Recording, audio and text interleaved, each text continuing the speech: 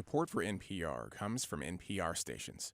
Other contributors include Capital One, offering Capital One Shopping, a downloadable browser extension that searches various sites for shoppers. What's in your wallet? More at CapitalOneShopping.com. And the Annie E. Casey Foundation.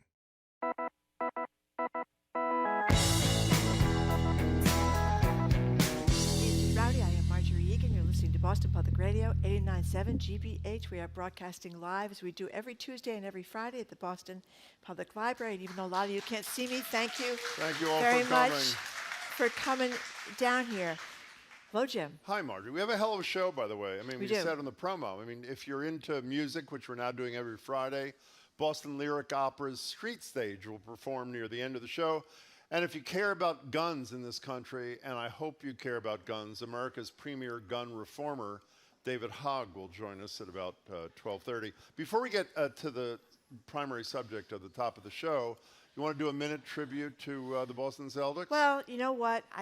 A lot of us felt really terrible last night when they kind of got crushed in Game 6. As Tony Kuznarek, our sports she predicted Warriors in Warriors six, in right. 6. Yeah. But you know what? Yeah. They were 11th in the East earlier in the season, and they played a great game. They're a young team. Jason Tatum is going to be a superstar. He's only 23 or 24, whatever it is. He's a young guy. So, okay, they didn't win, but they got to the finals. Beautiful. And I feel upset, but Steph Curry really can shoot. Well, I'd like to say one other thing. In light of the fact, you know that I'm aggravated about almost nothing. I really lead a calm existence right down the middle. I know that, Jim. Yep. I made the mistake of turning on sports radio on my way in this morning. You should hear these losers trashing this 24-year-old kid without whom, Jason Tatum, without whom they would not be in the finals to begin with. Let the losers stand next to Jason Tatum. He had a bad series, and he's 24, and give him a break. In any case, congratulations to the Celtics for a terrific season, and whatever, on to next year. So we're starting today's show with a question asked this week in the Boston Globe by its writer, Will Austin. Where have Boston's children gone? He writes that Boston is the 5th most childless big city in the country. And while the city is clearly booming economically, it doesn't seem to be welcoming and affordable for many families. So we're opening the lines at 877-301-8970. That's obviously for calling and texting. And ask the following questions. Are you raising a family in the city or planning to? If you're not, what's keeping you from calling Boston home for you and your kids?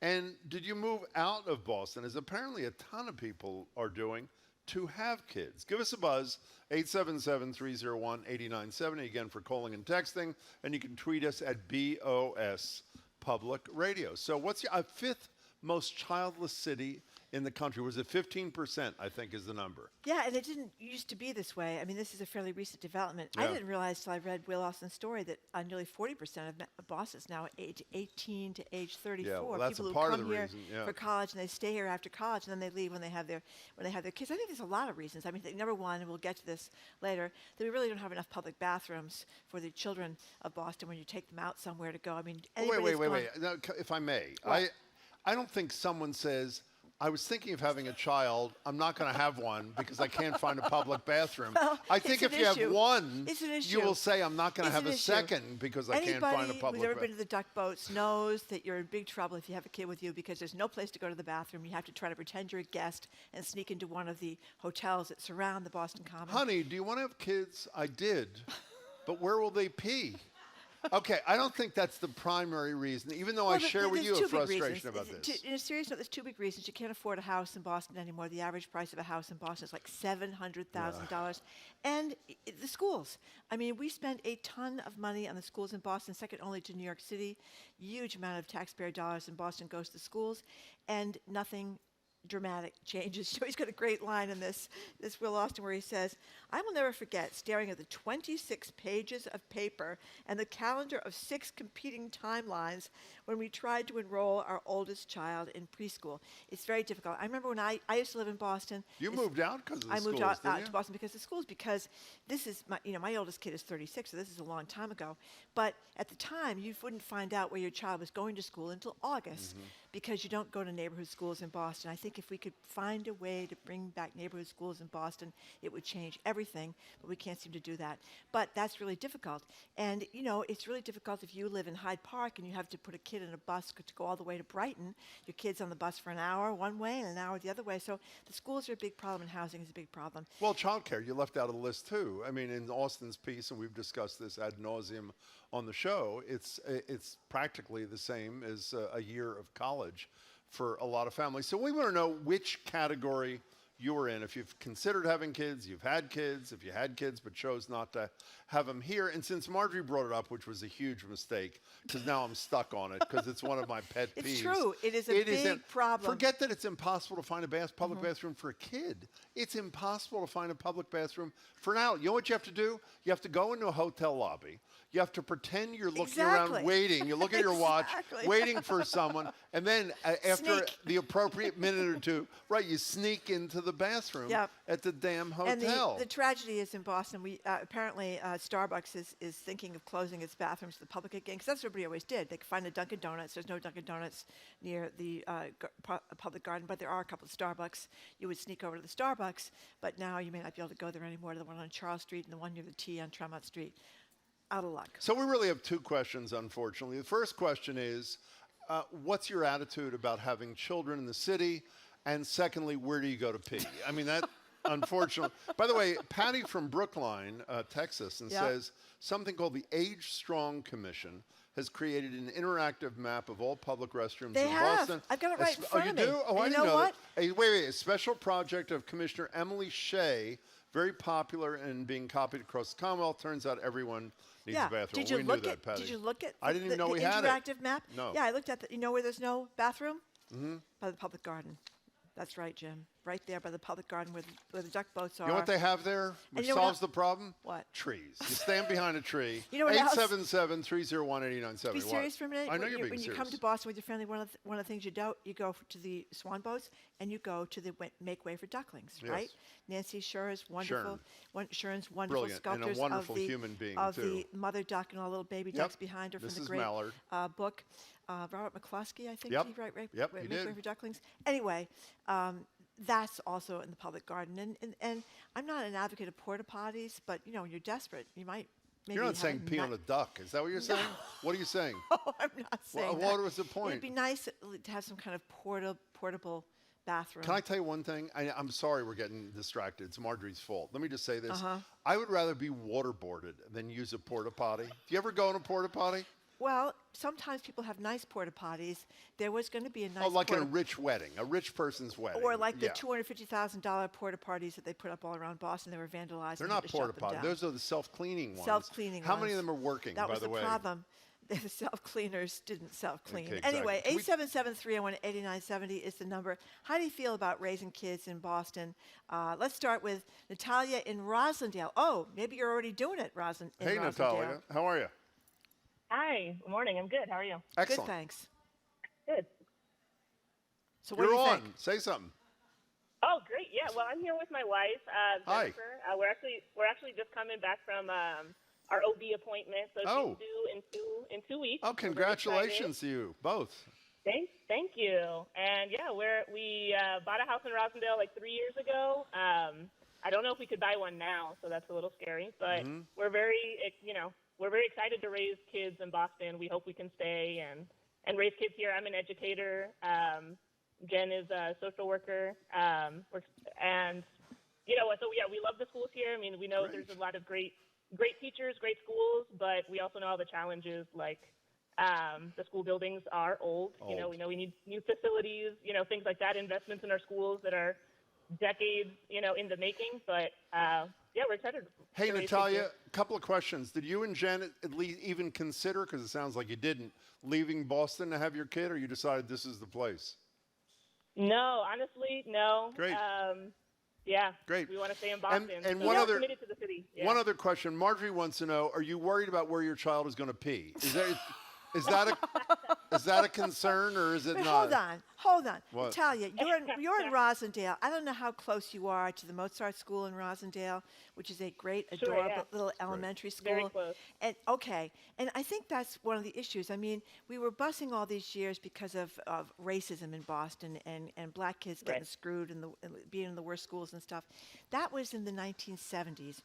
You would have thought that all these years later, we could work it out so you would not have the race issue and you wouldn't have to bus everybody all over town. Because if you could go to the Mozart School that's right next to you, you might not want to have to put your 5-year-old on a bus to go. I don't even know if the Jackson Man in Brighton is still open anymore. I think it's shut down. But you know what I'm saying? It's Right. one of the big problems for Right. for people in Boston, and it doesn't make a neighborhood. You know, if you have, I mean, I moved to Brookline, which is astronomically expensive. I could never live there anymore. But one of the great things about Brookline is the neighborhood schools. Yep. If you get stuck, your neighbor next door can watch your kid to get home from work. You can't do that in Boston. Natalia, good luck to you and Jen. Good luck with the kid. We really appreciate your call. 877-301-8970. Here's two sides of the coin on text. My name is Chris. I'm texting from Boston. I've been living in the South End for 7 years. Since then, there's been a 300% or more increase in families with young kids, but there are stroller traffic jams on the sidewalks around here, just saying. And then the other end of the spectrum, my husband and I moved out of the city to raise children. I really wanted to be in the city. It was just too expensive, housing, childcare, transportation. We have some friends raising kids in the city, and it's just way harder. 877-301-8970. Kaylin moved to Denver from Boston. Welcome, Kaylin. Thanks for your call. Hi, both. How are you? Great. Good. I mean, everybody's already touched on it, but I think probably the single greatest inhibitor of why I would, at this point in my stage, unless something drastically changes, wouldn't want to raise a kid in Boston is purely the money. I mean, we were living in South Boston paying $2,000 for a less than 400 square foot apartment with 2 dogs. And we moved to Denver a couple weeks ago. We're paying $2,000 for a 2-bedroom, 2-bath. We're 20 minutes from Boulder, 15 minutes from dog parks and hiking trails and mountain biking and skiing.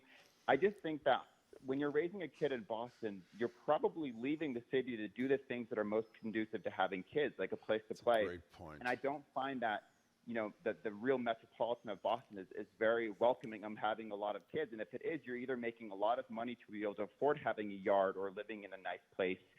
Otherwise, you're living in the outskirts of the city, which, as the previous caller also mentioned, is not that cheaper. It's still incredibly expensive, especially in Rosendale, Roxbury, Jamaica Plain, where a few years ago it was actually affordable. It's not so much anymore.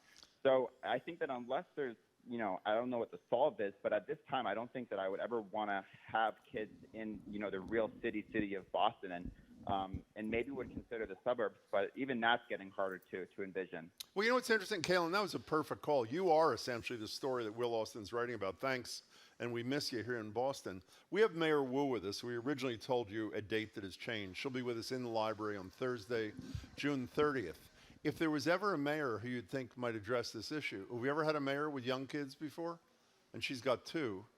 I can't think of one. I don't think so. And if we have, it sure as hell hasn't been recently. No. So if you'd think there'd be anybody sensitive to making this a more family-friendly city, you'd think it would be Michelle Wu. 877-301-8970. Now, one of the texters mentioned that Cambridge has these nice Portland bathrooms. Do you know about those, Jim? Yeah, those are the self-cleaning ones. But I think every time I've ever approached one, there's one in Harvard Square. I think there's one in Central Square. I'm not sure.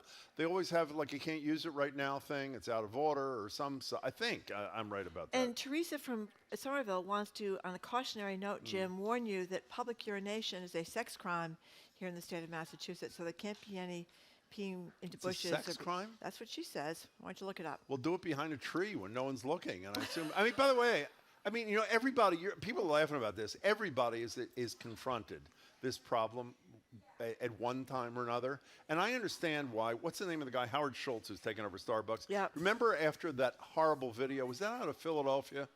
Where the 2 African Americans were sitting there. Yes. Remember how they were 2 hassled? young men. That sort of thing. And that's when they opened their bathrooms. There's got to be something that addresses Schultz's concerns at the same time that allows you to keep the bathrooms open to the public. It is not fair to put this entire problem on the shoulders of Dunkin' Donuts. No, well, it's probably true. Because the bathrooms are open at Dunkin' Donuts. They are for the most part. But a lot of smaller Dunkin' Donuts don't have them, by the way. They don't. They don't have to have them on like a sit-down restaurant kind of thing. 877-301-8097. We were talking about Will Austin's piece in the Boston Globe a couple of days ago. Where have Boston's children gone? Let's go to Jason in Arlington. Thank you for calling. Welcome, Jason. Hi, glad to call. Thanks. I've called a bunch of times and been on a few times. Thanks. I wanted to give some solutions here. I have an app on my phone called Flush, and it tells you where all of the publicly accessible toilets are. I have Flush. MS, so I've got to know where they are all the time. But you're right, Dunkin' Donuts should not have to take on this burden all by themselves. Beautiful. And as far as the kids in Boston, I grew up moving apartment to apartment on Beacon Hill, which is obviously never been a real neighborhood for kids. But essentially, the same problem seems to be growing out from there. We're talking about the South End, and it's amazing that anybody's raising that many kids that you have a traffic jam of strollers, but the expense is unreal, and the lack of spaces. You can only go to the Esplanade so many times. Well, Jason, let's be real here. If you're buying a condo in the South End now, I would say money is pretty much no object for you. The South End is so expensive. And you're probably not going to public school. You're probably going to private school. So that's a whole different echelon. I remember the days when there used to be a hooker on every corner in the South End, and you'd come out in the parking lot in the Boston Herald, and there would be the leftovers from the night before with the influx of all the hookers. You should say a lot of people don't even know where the Boston Herald was. It was right in the South End, corner of Harrison Avenue and Herald Street, where actually. Ink Block now is, the Ink right? Block, but that's where the Ink Block was. And there was a particular woman that used to stand in the corner and just pull her shirt up, and people would give her $35. It was great.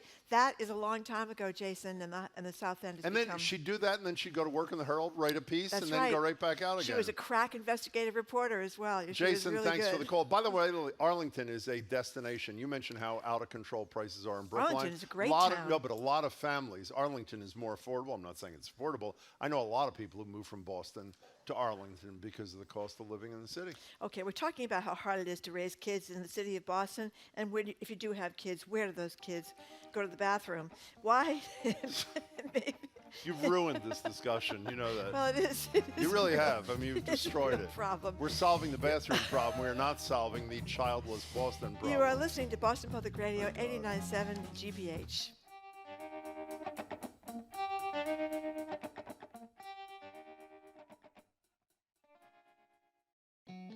Next time on The World, the political fight over Brexit? Yeah, it's still not over. In the middle of all of that is Northern Ireland, like a rope in the middle of a tug of war. And for us, sadly, we're getting stretched.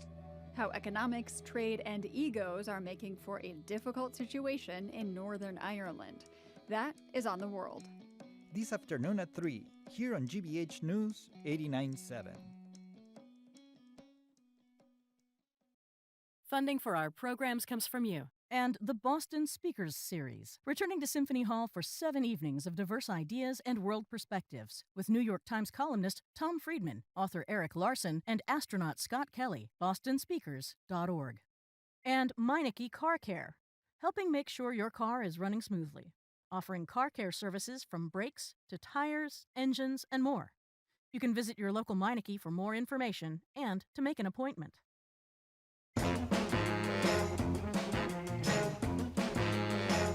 Marjorie's smiling, which obviously has something to do with bathrooms. Welcome back to Boston Public Radio. We're live at the Boston Public Library, streaming at I hate giving out the streaming because you should be here, but we are streaming at youtube.com/GBH News. Fabulous things coming up. Callie's going to join us in a couple of minutes.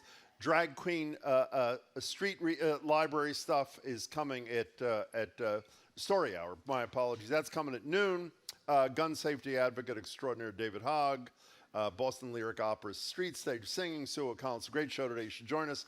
Right now we're talking about raising kids or not raising kids in the city. We are the 5th most childless city in the United States of America. If you want to join us, 877-301-8970. There's a lot of people are writing in about the bathroom problem in What are they Boston. saying? We have one text who says, I was just at Northeastern yesterday, had to get a drink in a Cordoba restaurant to use the bathroom. No bathroom in Ruffles, no bathrooms anywhere. Some people are writing in saying McDonald's has been the savior for them, so it's Dunkin' Donuts and McDonald's stepping up to the plate. And we have two more texts. Just find a parking garage to pee. That's what the blue circle sign with the letter P actually means. That's funny. That's horrible. And because people are so desperate to find a bathroom in Boston, Nick, who's writing from Fargo, North Dakota, says he traded the homogeneity, how do you say that word? Homogeneity, whatever it is. Whatever. Yeah. Everybody's the same. It's a homogeneous place. Let's put it that way. Yeah. Homogeneous place. Yeah, thank you. thank you. Of Fargo, North Dakota. He traded the suburbs there, for the urine-soaked streets left in Boston by all the desperate people who can't find a bathroom. So Casey there you from go. Quincy writes, I like that Boston is fifth on the list. However, there are too many children around. My husband and I chose not to have kids. That's an expanding number for financial and reasons beyond, because kids are kids. You never know what you're going to get, and there's 18 plus years of your life for what exactly? Well, that's another point of view. I think actually my mother said that. I don't know if Casey is related. Yep. I'm so glad I don't have any children. Isn't that what she said? Well, Jim? that's a long story, but she did say that. National New Hampshire, welcome to the show. Welcome. Hey, first-time caller. Hey to you too. Yeah, want to tell you, I was priced out of Boston a long time ago, moved up to Nashua, and I've not regretted it since. It's wonderful, it's clean, it's livable, it's affordable. And to give you an idea, you can get like a 3-bedroom, 2.5-bath house for low 500, quarter acre, all kinds of amenities in the city. We're building a new cultural arts center. It's great. I didn't think I was going to adapt to it like I did when I moved out of Boston, but I haven't regretted it. But Margie and I spent a decent amount of time in Nashua. I mentioned the other day we always come up to New Hampshire, obviously, for a week during presidential primary season every 4 years. And I like the place, but don't you feel it's like a small town kind of thing after you lived in a vibrant, sort of buzzing kind of city? You don't miss that, Christopher? Well, here's the background. I'm actually from New York City, then I moved to Boston, then I moved to Nashua. So, if you're looking for great Chinese food at 2 in the morning, yeah, sure, you're going to feel stifled. But should you really be out at 2 in the morning if you have small kids?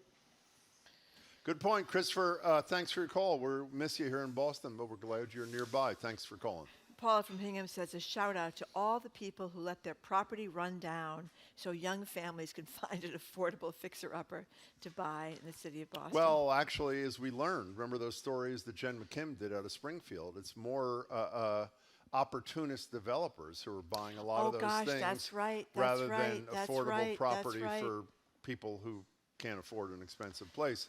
Sandy from Wayland, thank you for calling. Hey, Sandy, welcome. Hi, thanks.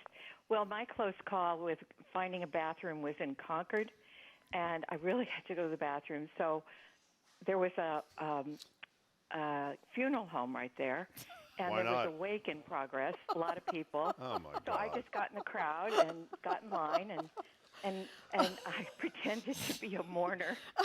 Did you sign the book? They were all, well, that was the part. I managed to get in there without signing the book. I said, I'll do it later.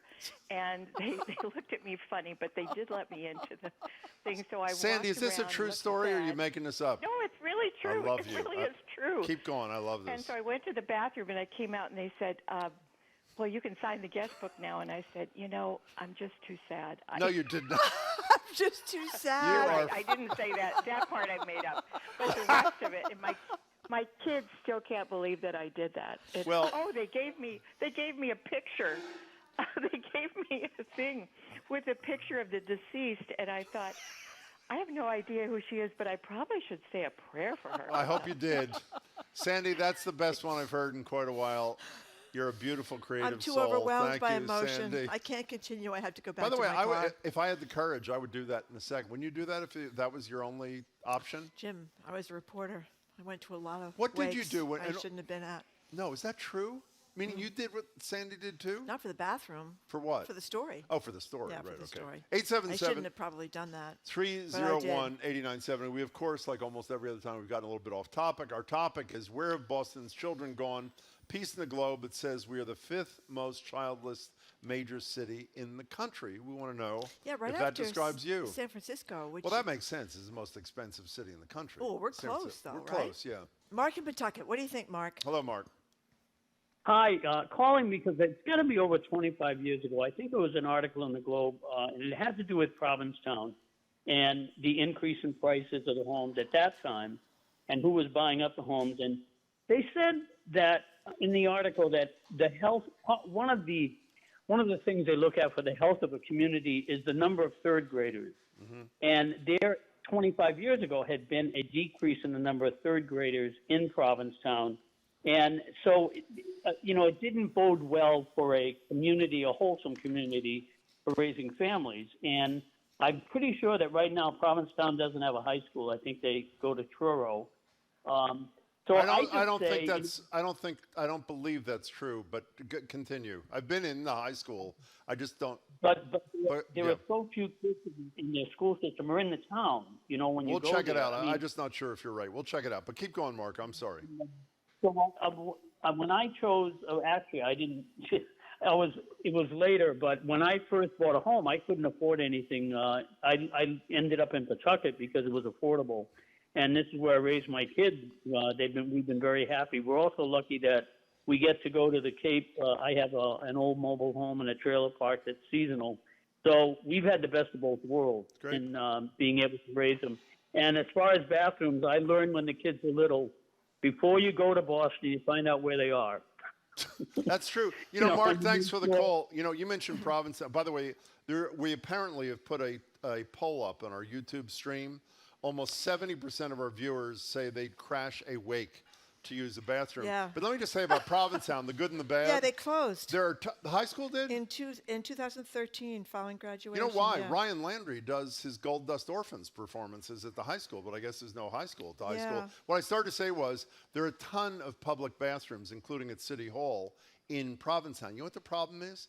When you walk into a public bathroom in City Hall or anywhere else in Provincetown, there is a person working inside the bathroom. I like that. Oh, it's so uncomfortable. And by the way, you have to tip you should tip the person. You don't find that troubling, both for you and the worker? Well, I wouldn't want to be working inside a bathroom. I can understand that. But, I kind of like that there's someone in there monitoring the situation. You do? Well, you don't get stuck, no toilet paper in the bathroom or something like that, Jim. Okay. By the way, the high school in Provincetown is now a kindergarten through 8th grade. Oh, it's still there, but there's no more kids in the high school there. Kim from Maynard, what do you think? Hi, Kim.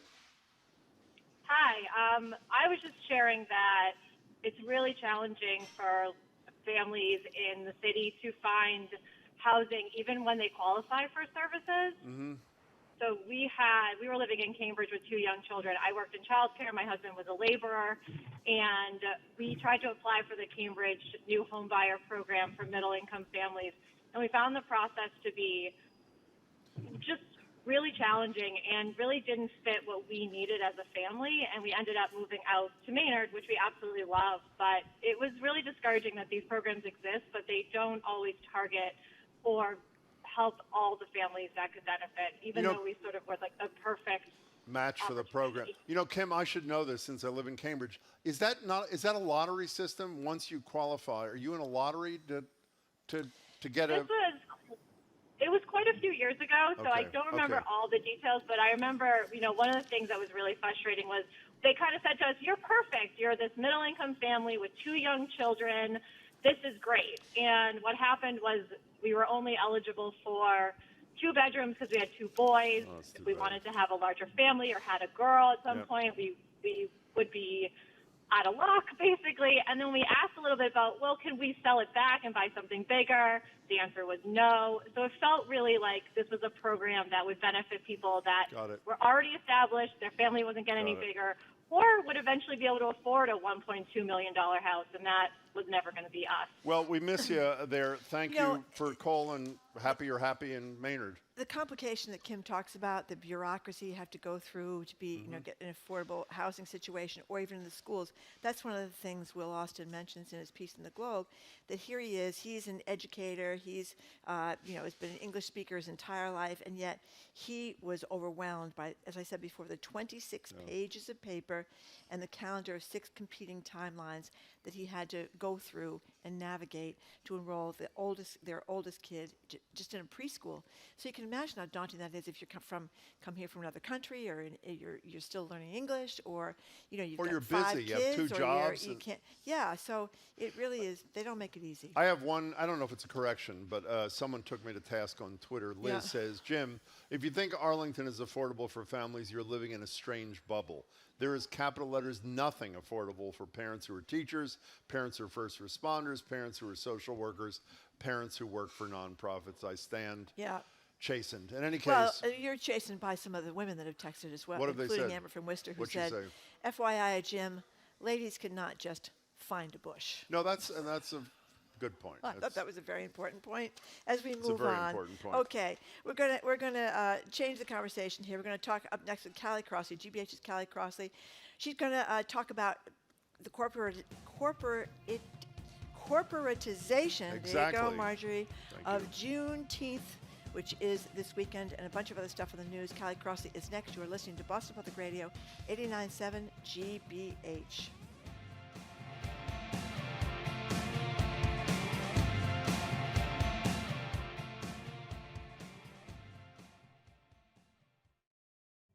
From the GBH Newsroom, Priced Out, the fight for housing in Massachusetts. The problems? Just 13.5% of Worcester's housing stock is considered affordable for low to moderate income households. The solutions? We have to figure out how are we going to provide more affordable housing. And the people caught in between. I can't take it. It's killing me, physically and mentally. It's too expensive. Available now at gbhnews.org. Our programs are made possible thanks to you. And Ocean State Job Lot, partnering with customers to help animal welfare organizations throughout the Northeast. Learn more at oceanstatejoblot.com. That's oceanstatejoblot.com. And Subaru of New England. You can take on summer in a 2022 Subaru Outback with symmetrical all-wheel drive. You can find your Subaru retailer at subaruofnewengland.com.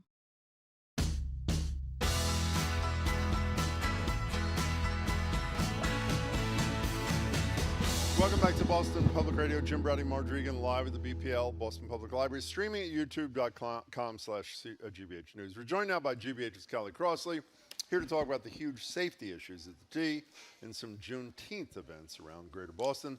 Callie, of course, is host of Under the Radar with Callie Crossley, which you can catch Sunday nights right here at 89.7 at 6.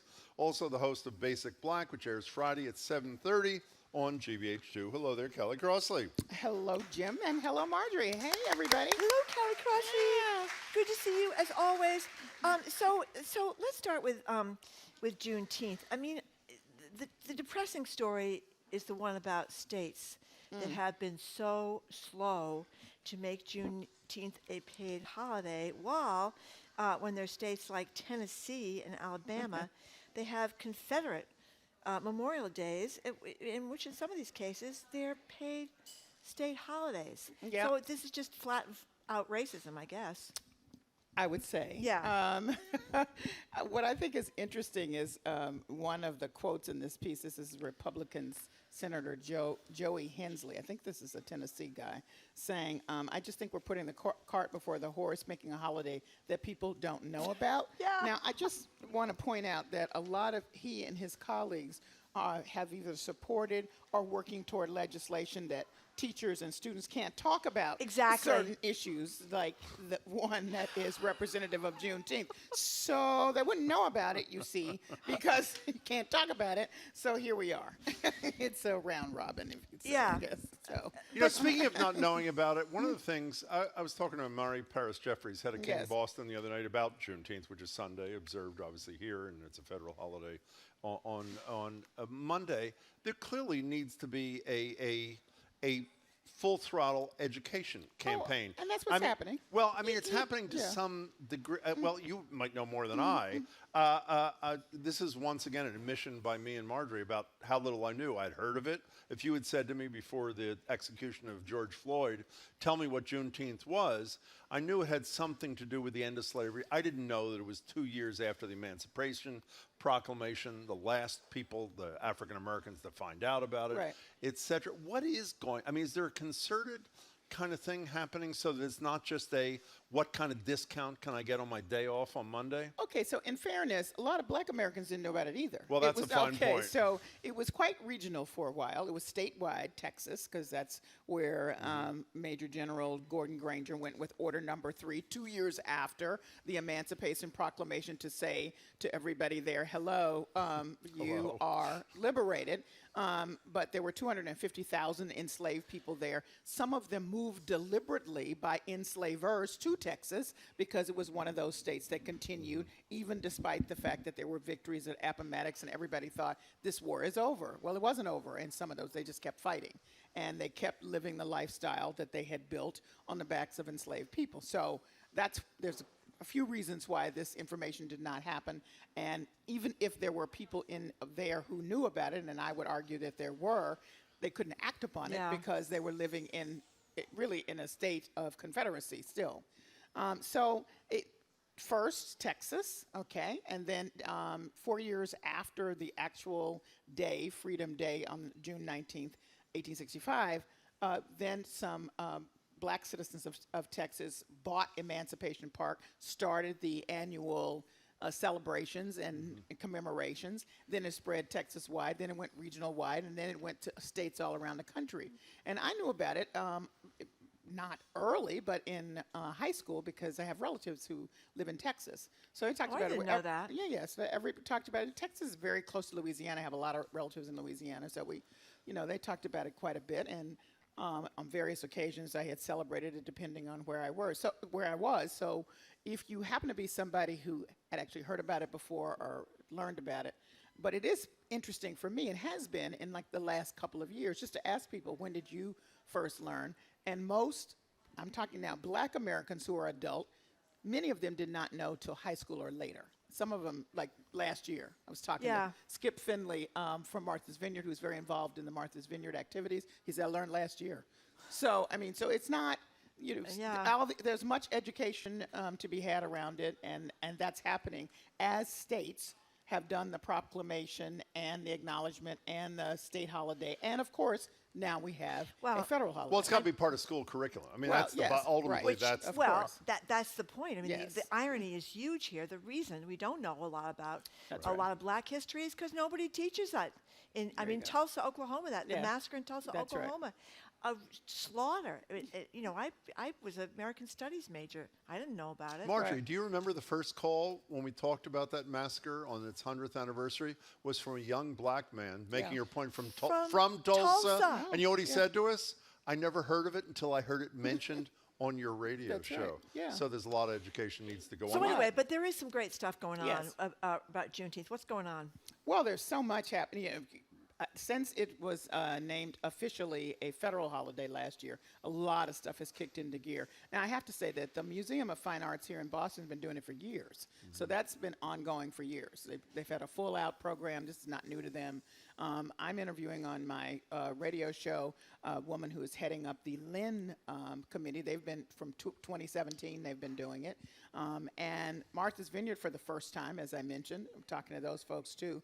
It's all over the island. Last year, Kahina Van Dyke did something as part of her bed and breakfast program that she created, but then she blew it all up with the help of many people to have many events across the island. So you just can't. And then there's the local Boston one. There's an official Boston Juneteenth committee, and with the 12th annual Emancipation Observance. We should note that in 2007, Governor Deval Patrick did a proclamation for Juneteenth.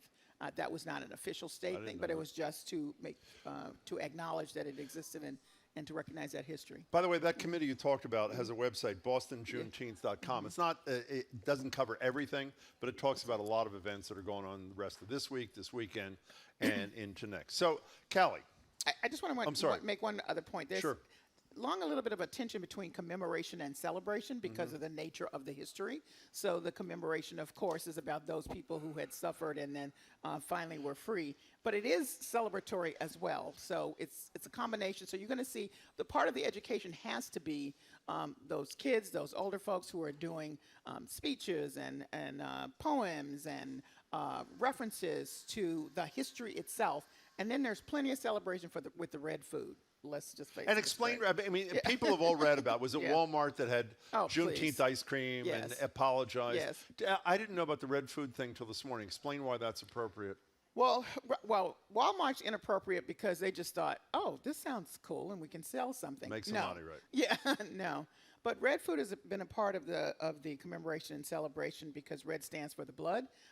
And so there's a lot of fun and, red soda, red velvet cake, a lot of kind of this. This is what has long been a part of the celebration. A lot of creativity around the food and really good eating. Okay, so we're going to move to a story that we haven't talked about, and we've been remiss, is safety problems at the T. I'm sure people have read or heard the Federal Transit Administration is, quote, extremely concerned with safety at the T. And what we thought we'd do is a guy by the name of Taylor Dolvin wrote a piece in the Globe the other day after this report came out, identifying these 4 areas of extreme concern. And what I thought I'd do is list each area quickly. And then, Marjorie, if you don't mind, could you tell us what the Globe says was the response of the spokesperson, Joe Pastoro? We're going to do a dramatic reading. We are going to do it. So here it is. The FTA told the T to adequately staff its operations control center, the logistical hub of its sprawling transit system. What did T spokesman Joe Pastoro say about that? T spokesman Joe Pastoro declined to release the number of open positions the control center has to the Boston Globe. Okay, well, that's just one, though. Here it is. The FTA told the T to put protections in place to prevent safety incidents at rail yards. What did Mr. Pastoro have to say about that? Joe Pastoro declined to say how many safety incidents have occurred at the agency's rail yards so far this year and how that compared to previous years. Well, that's just 2 of the problems. How about when the FTA told the T to get its tracks to a state of good repair? That's obviously hugely important. What did Mr. Pastoro say to that? Joe Pastoro said no comment on the status of track maintenance. And finally, the FTA told the T to ensure that no employee certifications have lapsed. Obviously, he gave us the number of certifications that have lapsed, correct? He said, nice try, but fat chance. He didn't really say that. He declined to say how many operators, if any, have lapsed certifications. You know what? It's unbelievable, isn't it? The takeaway from this, and we didn't need to talk about the safety. People know there's a problem.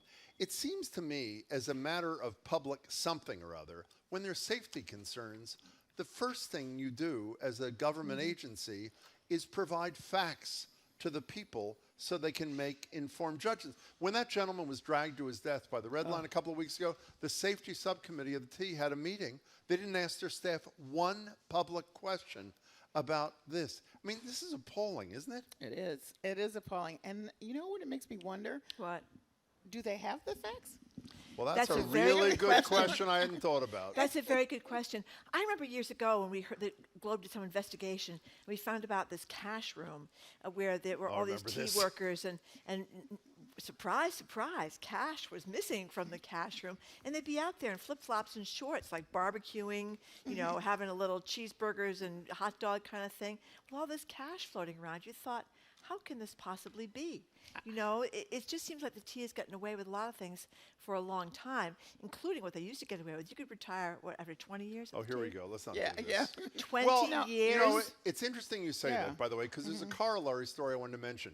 A guy who benefited from that, who we've had a long relationship with, and the 20-year retirement thing, was young Jim Rooney, who is now the head of the Boston Chamber of Commerce. What really troubled me in another story, he took issue with Governor Baker's response to this report and said he's more concerned about inputs, what they're spending, than results. And what troubled me about this is a hugely important issue. This guy, who I like a lot, Jim Rooney, is head of an important business organization. Have you ever heard him be critical of the governor when the governor was running for re-election, as opposed to being a lame duck with a few months to go? And it seems to me when it comes to safety, it's not only the responsibility of the T infrastructure, to be honest with the public, but for people who understand these issues, like the chamber, to ask tough questions whether the politician is running for re-election. Am I barking up? No, I don't think you are, and I think also a couple of other things. First of all, it should be noted that in this same piece, this to me really stood out, that this FTA inspection, which resulted in these 4 things, is only the second time the FTA has intervened on a local level. The first was in 2015 in Washington, D.C. Anywhere in the country. Right. Yeah. So I would like Knight to be on that level. The second thing I would say is public transportation, even more so now, is critical to the health and well-being of a city. This has it's long overdue to have this be right. But you know, we are undermining our economy in a huge way. And the environment. and the environment, and not supporting the people who work. I mean, it's just, and who visit. Come on. This is huge. I agree. It's a huge issue. Okay, Callie, Crossley, Do you remember, by the way, on a similar note, David D'Alessandro ran John Hancock. Yes, I do. He was appointed, I think, by Governor Patrick to do a safety inspection. He was on our show. The next day, that interview was on the front page of the Globe. And correct me if I'm wrong, Marjorie, didn't D'Alessandro say an answer to a question from you and me? This is many years ago. But talk about candor. We asked him if he'd let his kids ride on the T, and my recollection is the answer was no. That is correct. That's transparency. I'm sorry, Marjorie. I wanted to move on to another huge issue that I know Callie would want to weigh in on, the controversy over the Aisha Curry can cook T-shirt versus the Aisha Curry cannot cook T-shirt or can't cook T-shirt, even though she apparently has a blog and she's a chef and she has did she have a TV show or something about cooking? I mean, she's of course the wife of Steph Curry, who of course shot 3 shots like I've never seen in my life. 3-pointers, we call them. 3-pointers during the basketball series with the Celtics. But anyway, I would like for this Boston bar people, they don't want to mess with her in the kitchen. That woman can cook. Okay, first of all, she has had 2 television shows on HGTV featuring her cooking and her recipes. Her book, 2016, The Seasoned Life, Food, Family, Faith, and the Joy of Eating Well, was underscored as a wonderful book by Eater, which is, as we know, thank you. They do Rachel Ray, where she appears frequently as a guest. Callie's angry. And Amanda Hess, who is William Sonoma's culinary director. Ba-boom. Drop the mic. Come on. Girlfriend can cook. I have watched the show. You know, I watch all these shows. She knows spices. She knows food. She has inventive. You got to know how to spice things. I know. Listen, I don't mean to be, kind of mean, but as a Southerner, coming from a place where we know spice, when I first moved here, I was like, what is this? I could not tell. It's so bland. Come on. It's much better now. But let me just say, Aisha Curry knows a spice when she sees it. Well, let me just say, you said drop the mic. You know who would not drop the mic? Who? Her husband. Oh, he was great. So he's wearing a T-shirt. That's right. Reading. This is, again, for those who are not basketball fans, Steph Curry, one of the greatest basketball players who ever lived. The MVP. He's the greatest shooter to ever play the game. I think he is the greatest shooter. In any case, what do I know? And he's 6'2", by the way, in a land of giants. Curry recently wore, I love that he got engaged in this thing, wore a T-shirt reading Aisha Curry can cook, and a reporter asked him a question about it. Take a listen. One is about your T-shirt. I can read the final part. Aisha Curry can cook. Can you tell me the backstory of that? You got to ask around the room and ask Twitter. Yeah, absolutely. I love that. I love that he decided to get involved, right?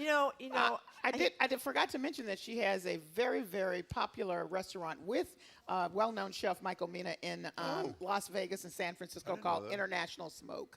God, I knew you know everything about this. You know everything about food. What is your signature go-to spice if you're like someone like me who's kind of, moving beyond peanut butter and jelly sandwiches into a new world? Well, I have their relatives in Louisiana, so we're very into Tony Cacciateri's, Creole spice. We love Creole spice. Which is nice and hot. Yeah, a little spicy. Marjorie's go-to spice is salt.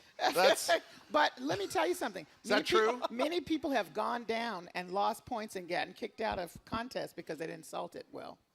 Believe me. You do need some salt. You have to have some salt. You have to have some salt. I know it's not good for you, but cannot you have have over. No, it's an appropriate amount. Yeah, appropriate amount. That's right. Okay, that's right. we were going to move to another serious topic, but since we're in this area, and let's it's stay a with beautiful the food Friday, and the fun. so there's a piece about mushroom That's is right. the new cauliflower. Yes. Now, I didn't know what the old cauliflower was to begin with, but what is the point they're trying to make there, Callie Crossley? Well, for the last few years, mushrooms have been creeping up in popularity. They've also always been a mainstay for vegans, particularly the portobello ones, because people say they have kind of a meaty texture. But now all varieties of mushrooms, as people really move to incorporate more plant-based foods in their lives, have just become popular. And they're used in some of the dishes that can mimic, quote unquote, meat. Like people make that chorizo, Chorizo thing, with certain kinds of mushrooms, but they're really just cremini tasty. mushrooms, I think they use for those. But they're really just tasty in general. Now, here's where salt can be a problem with mushrooms. If you know how to cook, when you are sautéing mushrooms, do not put salt on them when you put in the pan. They will not sauté. You have to give them a minute to get brown, and then you salt them. So how'd you learn to cook? I just got it like that. I don't know did? what to say. I mean, did your mother have you when you were a little mini Callie next to her? Yeah, well, my mother could cook well, but I have my relatives, as I have mentioned to you. My cousin has a restaurant in Baton Rouge. They catered for many years. You went down there for Thanksgiving on many years, right? My people can cook. Yeah, and you love it. Yeah, no, I love it. Yeah. Where did you learn to cook, Marjorie? The queen of prune chicken, as we know. No, but you know Marjorie what I do Egan. cook. Well, the problem here's the thing. Yeah. If you know how to cook, and I have friends who know how to cook, they can just kind of whip it up.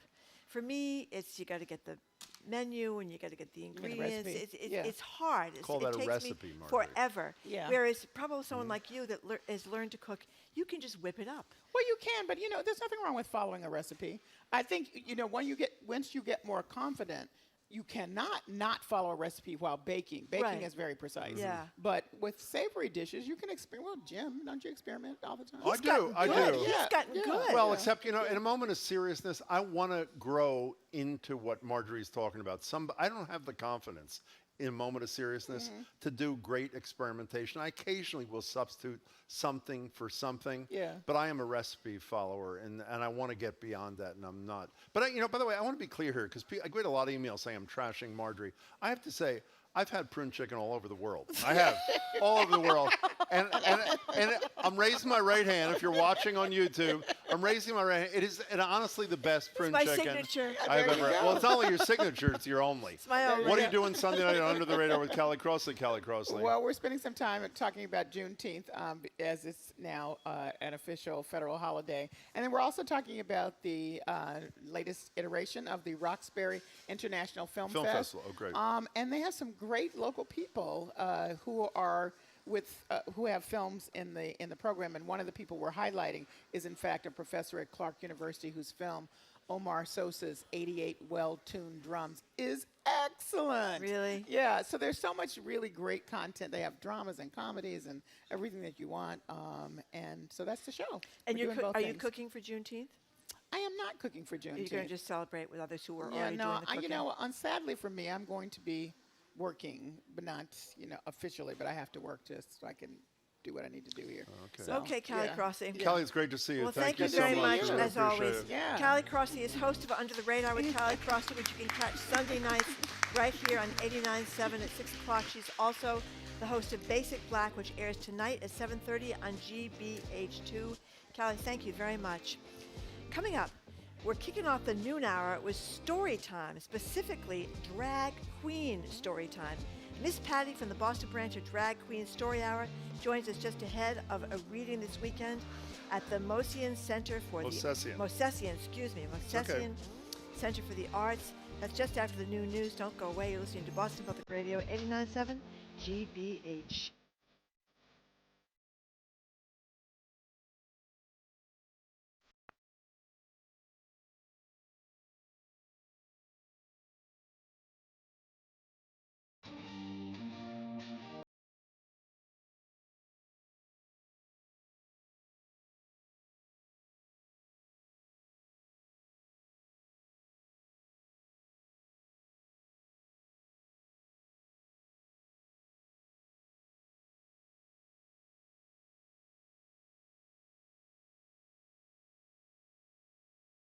You're listening to Boston Public Radio with Jim Browdy and Marjorie Egan. Just ahead, more smart conversation about what's going on in our community. That's right after an NPR news break, here on GBH News 89.7.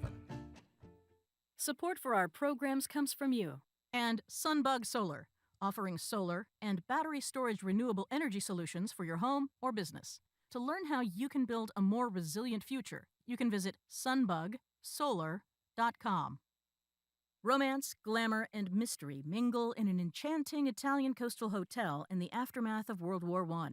Watch the all-new drama Hotel Portofino, premiering Sunday at 8 on GBH2. Trusted, local news. This is 89.7 WGBH, WGBH HD1 Boston, online at gbhnews.org. Boston's local NPR. Ahead on Boston Public Radio, live at the Boston Public Library, Democrats are touting a bipartisan gun reform bill, but Republicans are signaling even this limited legislation isn't a done deal. Gun safety advocate, March for Our Lives co-founder, and Parkland school shooting survivor David Ogg joins us to discuss the road ahead on gun safety reform. Media maven Sue O'Connell on Malden Superintendent. Did you get a doctor? Or didn't she? And pop star Lizzo taking feedback from fans over an ableist lyric. Then a performance by the Boston Lyric Opera ahead of one of their street stage performances on the Rose Kennedy Greenway. They'll perform live for us. All that ahead. Boston Public Radio, 89.7 GBH.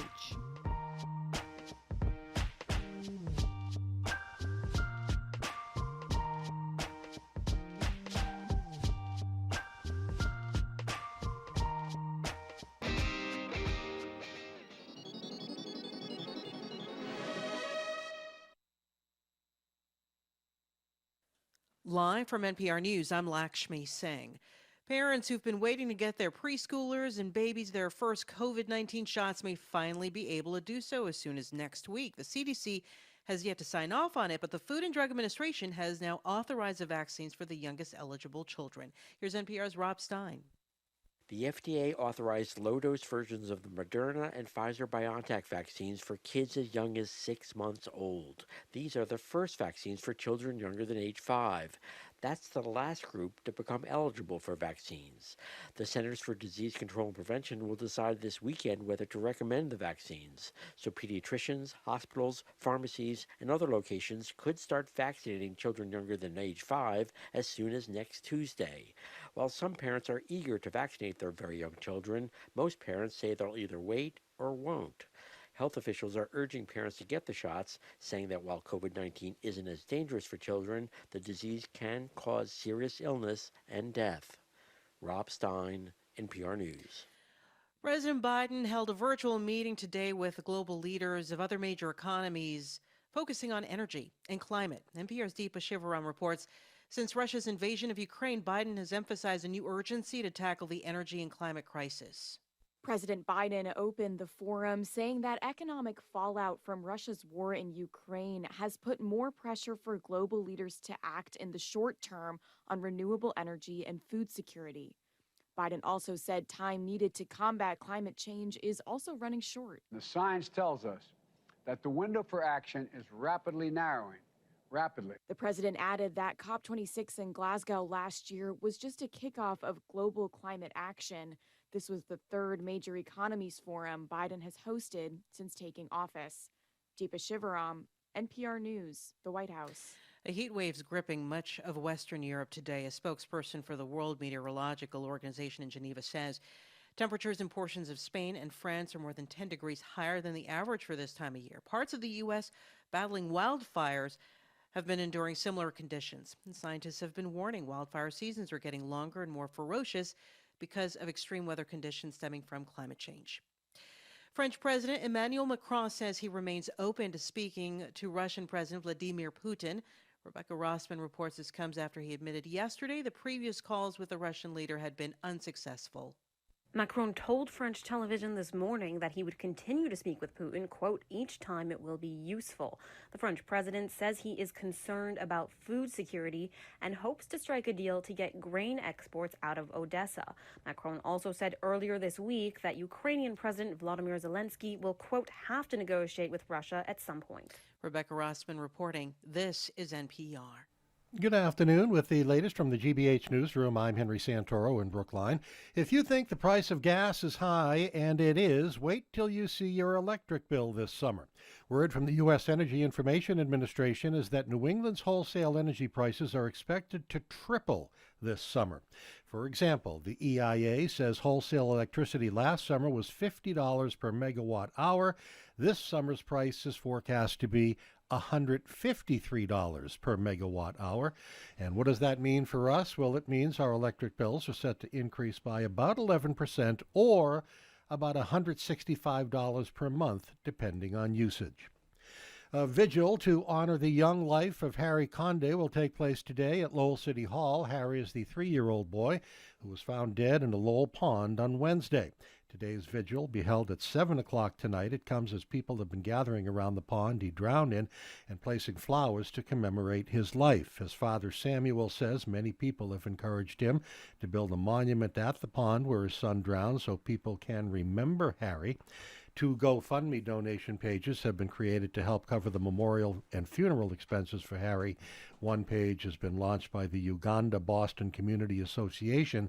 That page has raised over $12,000. Another page has been launched by a co-worker of Harry's aunt, which has raised about $1,300.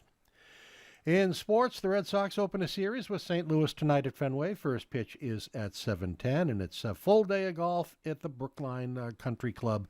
The U.S. Open is in its second day. This is GBH News. Support for NPR comes from NPR stations. Other contributors include DuckDuckGo, a privacy company committed to making privacy online simple. Used by tens of millions, they offer private search and tracker blocking with one download. DuckDuckGo. Privacy simplified. It's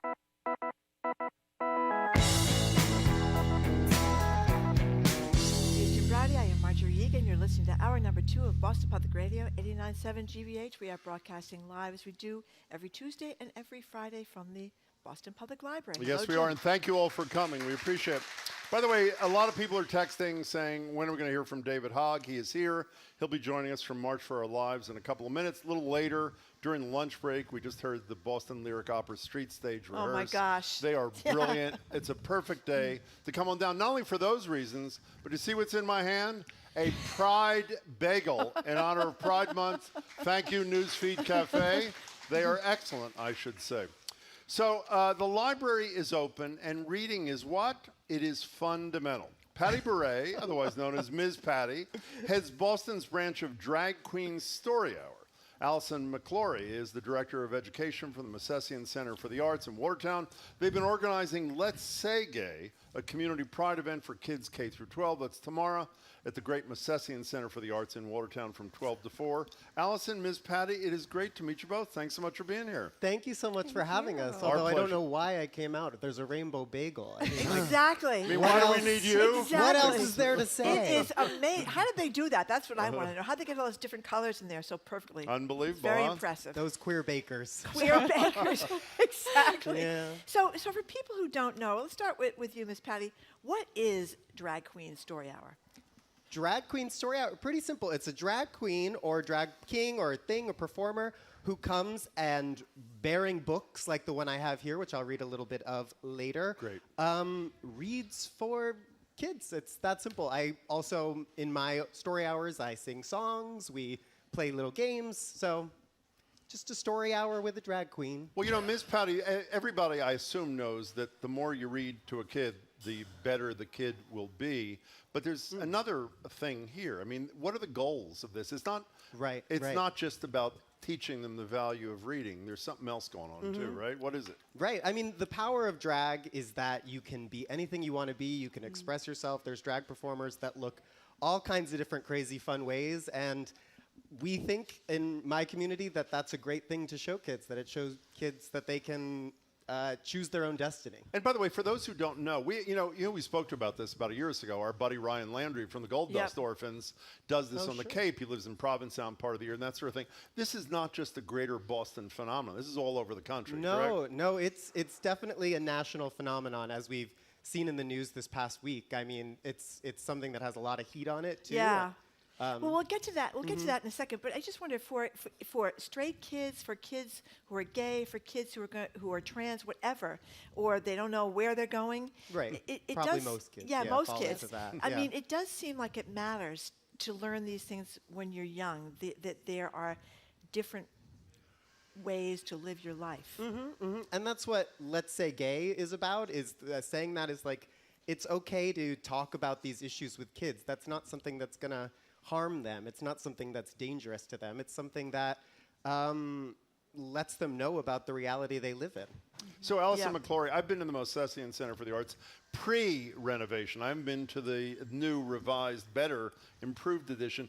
Tell people about it and tell why you care about this program. Why are you hosting it? Yes. So our beautiful renovated building actually opened back to the public on November 12th, which was both my 30th birthday and our opening night Happy of Mamma birthday. Mia. Oh, it was? So Okay. it was like a big gift to me that my Can you favorite hold show it? By was the on way, stage. when somebody says it was her birthday, that's an applause line, everybody. Can we get a little? My God. My goodness. Go ahead.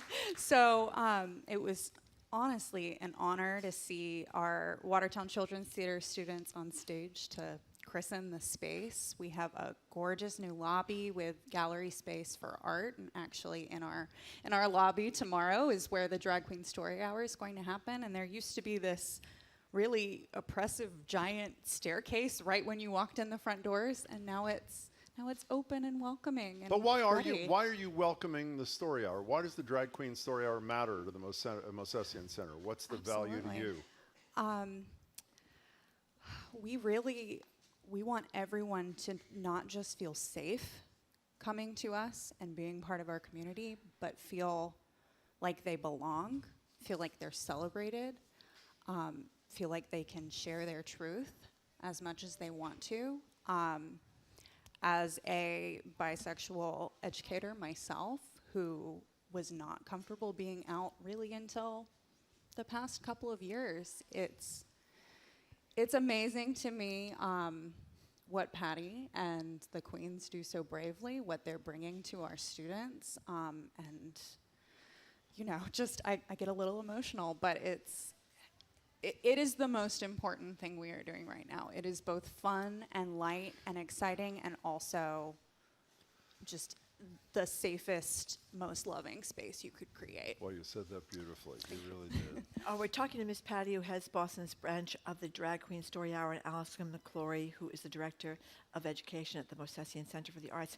Miss Patty, why don't you read something? Sure. So I'm going to read you a little bit of Miss Rita, Mystery Reader, which is by Sam Donovan and Kristen Wickstead, who are local authors, locally grown talent. And I'm going to jump into the story. It's about a non-binary child, Tori, whose father is a drag queen named Miss Rita. And Miss Rita is getting ready to do a drag queen story hour at Tori's school. Would you like to see the pictures out there? Absolutely. Yes, we would. Okay, excellent. Light applause for the illustrations. By The other Violet people agreed. Tobacco. They were just resting. Go ahead. Okay. Glasses, Tori. I'll need my reading glasses, said Miss Rita, picking up her bedazzled frames. Now I'm ready to read, she winked. She asked, what do you call a dinosaur with high heels? What, said Tori. My feet are saurus. My feetosaurus. But I'm Pause for bummed. Thank you. laughter. Go ahead. You want more? Do you want Yes, more? of we the do. story? Absolutely. Wonderful. Okay. An encore. Usually, this was Tori's favorite joke, but all of a sudden, Tori didn't feel like laughing. Is today's sparkle more serious than usual? Asked Miss Rita. When Tori didn't answer, Miss Rita bent down on one knee. Is everything okay, Pumpkin? Tori whispered, I just want my friends to love Miss Rita as much as I do. Beautiful reading. Very Thank nice. you, Miss Patty. Thank you. Were you read to when you were a kid? Of course, the Harry Potter books. Yes. Oh, of yes. course. Okay, so there is a downside to this, obviously. We've been reading about this, where there's been a lot of disruption. Well, I shouldn't say a lot, but there's been some disruption of drag queen story hours across the country. It's really kind of scary incident in California, where these Proud Boy people launched in and interrupted this event, and they were screaming things and yelling things and stuff like that. So, I mean, do you have to worry about this here in gay marriage, Massachusetts? Of course. I mean, there was a story hour in a town not so far out of Boston the other day where there was an attempt to storm into the location where people were assaulted. As far as I understand, I didn't hear it on NPR, but so there are legitimate fears here. I mean, the other day there were drag queens who were brought out to throw the first pitch at Fenway, and the comments are just littered with hate on social media where the Red Sox posted that. And it's just so important, if you want to do a pride event, if you want to celebrate queer people and you're going to invite them in, you have to also be prepared to protect and defend them and to stand by your choice to bring them in. Yes. See, I'm wondering whether this is that maybe back in 2004 when gay marriage first was legalized in Massachusetts and shortly thereafter even people that were nervous about it were getting on board.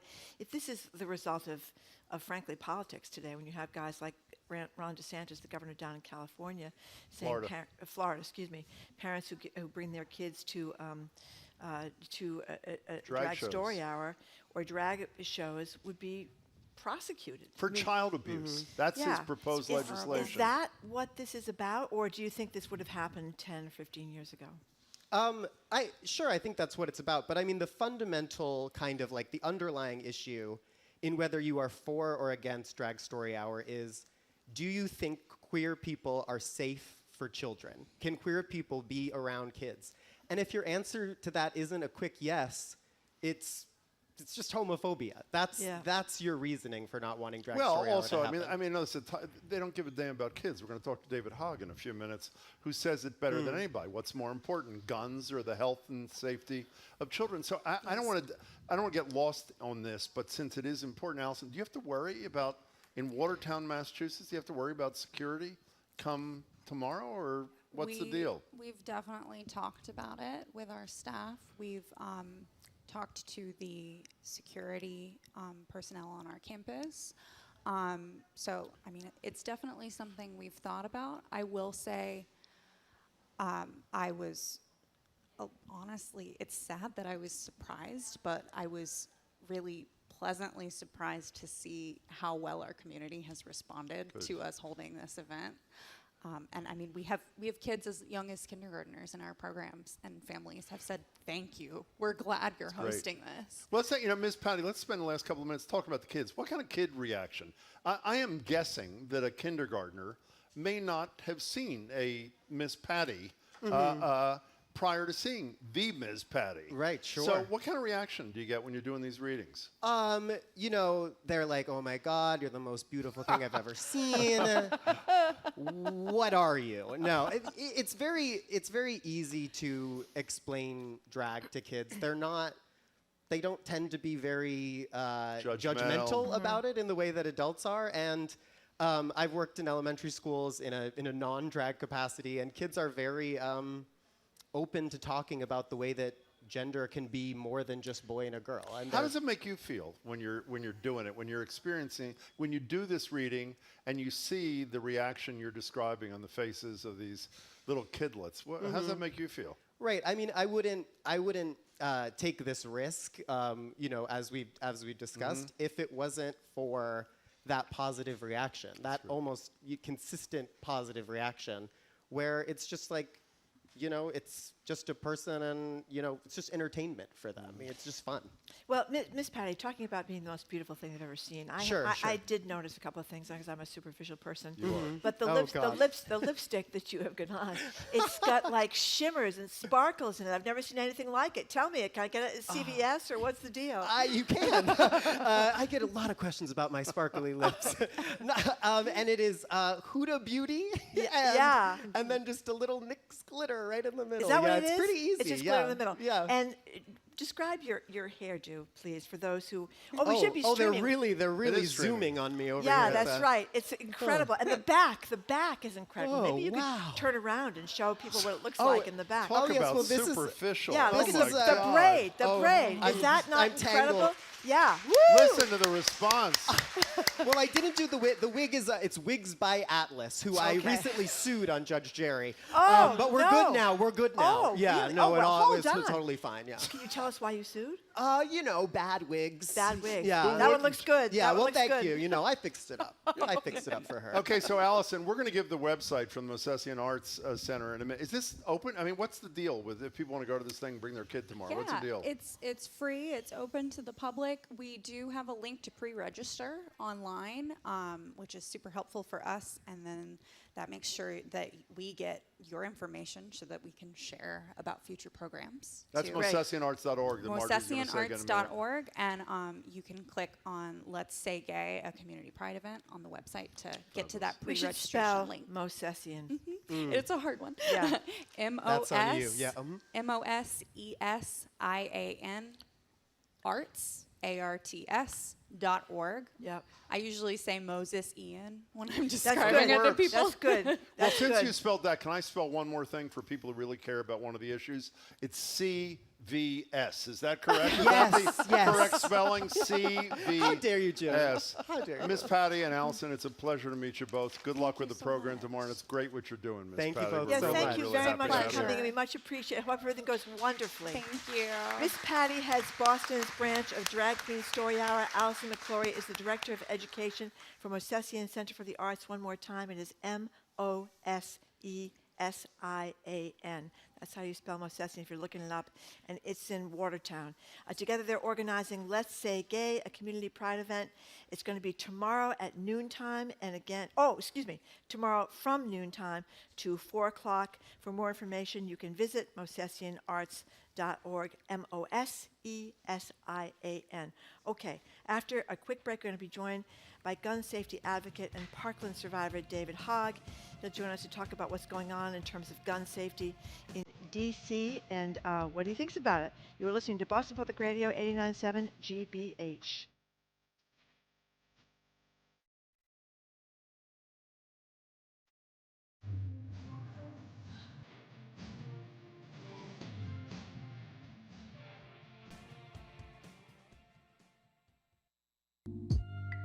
In the 1950s, Ernona Clayton experienced racism firsthand in Nashville, Tennessee.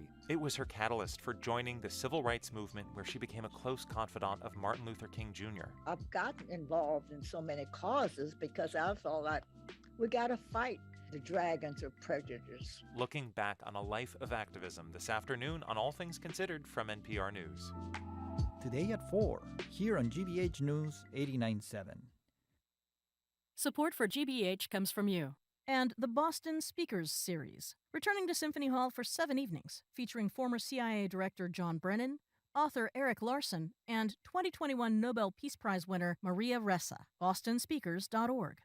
And Focus Features, presenting Brian and Charles, a story about a brilliant inventor whose greatest invention turned out to be his best friend. Now playing in theaters.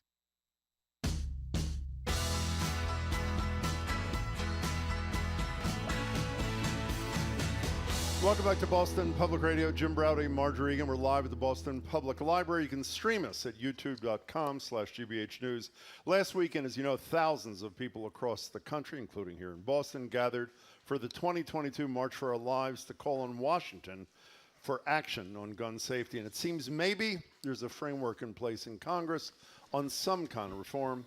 Joining us now is Parkland survivor, co-founder of March for Our Lives, David Hogg. David, it's great to have you here. Thanks so much for joining us. Thank you very much, David, for coming in. So tell us what is going on in D.C. regarding some kind of gun safety action, what you think about it. Well, it's a minor deal, and it's the first step, but it's more than has happened in my life plus 10 or so years, so it's a good step in the right direction. I don't think, even as the deal stands right now, that it's enough to significantly impact this issue at the scale that I would like to see it. But the reality is we have to start somewhere and find common ground, even if it saves just one life. We can't let the perfect be the enemy of the good when lives are at stake. There was a president who said that not too many years ago, Barack Obama, and I think he taught a lot of us. We read in the New York Times this morning that there is concern amongst some of the Republicans, at least the 10 who've committed to the so-called boyfriend loophole, which would expand the number and breadth of people who would cause the flag to go up, which would ensure that an abuser not get a gun. My worry, even though it didn't say that in the piece, they have, I think is it Cronin, the lead Republican, saying it may get dropped from the package. I don't know if it's a strategic move. I worry, even though it didn't say in the Times, and I'm asking you, that it'll be a pretense to vote against the whole thing for it all to fall apart. Do you worry about that, or is it a standalone issue? It is a concern. But I think that the fact that Republicans are still talking about this at all shows that they want to do something, hopefully. I think more than anything, this isn't because it's out of the goodness of their hearts that these senators are doing anything. It's because Americans are not divided on this issue. Every single Republican and Democrat wants their kids to be safe in their schools and communities. They want action and not debate. The most divided people in our country are not in the 50 red, blue, and purple states. They are the 100 senators that have continued to do nothing about this issue for 30 years on Capitol Hill. You know, we have sound from a meeting we had with one particular senator, Republican Senator Lisa Murkowski from Alaska. Here's a brief snippet of a conversation between David and Senator Murkowski. You're looking for some initial steps. Just anything. Yeah, You know, I get that.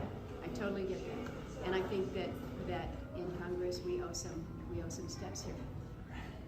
Okay, so we got some work to do. There's just so many layers to all of this. I think we recognize that, but we can't say it's so complicated that we can't do anything. So other than people like Senator Thune from one of the Dakotas, who when asked the other day about AR-15 said, well, we need them to shoot critters or whatever it is there. Prairie dogs. For those who are Tiny who are willing, prairie who have dogs. the courage to actually talk to you, what's the argument against a modest proposal like this, David Hogg? There really is none. Did they even attempt to make the case? The attempts that they make are that, well, we can just add more cops in schools. You know, they've been saying that since Columbine. Cops failed at my school, and they failed in Texas. These good guys that they claim to have, you know, these good guys with guns they repeatedly tout, repeatedly proven only to be cowards with guns again and again.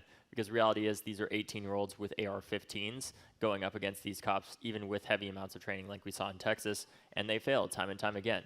You know, first responders need to be our last resort and not our first to addressing these things, because the second a shooter gets on campus or into a grocery store, somebody's already going to die, and that person could be your kid or your best friend, and we shouldn't be willing to accept that.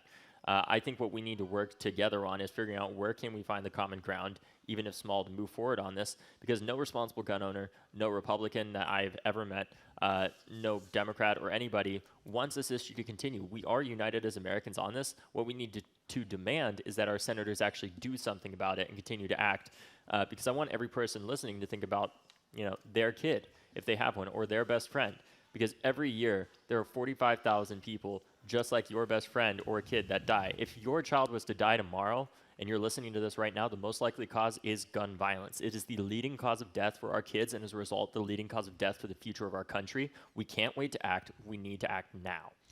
David Hogg, and we're talking with David Hogg, a gun safety activist and organizer of March for Our Laws. You've talked a lot about the politics of this, what conservatives have done right and what people who want more gun regulation have done wrong. Talk about that. Well, look, I think the fundamental problem that I've seen, to be completely honest with you, and I've seen this in March for Our Lives now that we've been doing this for, you know, over 4 years, is that if liberals were investors in social change, they try to invest in an emotional way where they try to time the market around elections every 2 years. Conservatives invest with time in the market with a well-diversified set of assets and invest for the long haul beyond just 1 or 2 election cycles. And we've seen that, the outcome of that now with the Federalist Society, ALEC, the Heritage Foundation, and all these other institutions that we're now facing the brunt of with the recent Supreme Court decisions that have been coming out, where it's every day I'm just hit with a new thing like, oh, this constitutional amendment is just completely eroded, essentially. And it's horrifying. And if we want to start doing that, what I need people to do is to invest in March for Our Lives as the future. We are young people. You know, we are young people and survivors, and we're trying to find the third way here. For too long, this conversation has been you're either anti-gun or pro-gun. Look, I've been shooting guns since I was in 4th grade. My dad was an FBI agent.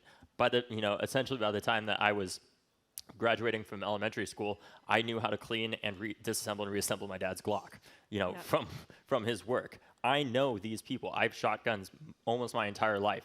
This is not a conversation about whether or not our country is anti-gun or pro-gun. The conversation that we need to have is that we are all fundamentally pro-peace and pro-responsibility. And right now in the United States, responsible gun ownership is voluntary and not mandatory, because there is not a single responsible gun owner who wants somebody who abuses animals or abuses their spouse to have a gun. Well, you talked a lot about getting more people from law enforcement, more people that are from the military, more people that are gun owners on your end of the spectrum. Hashtag gun owners for safety. Yeah. Right.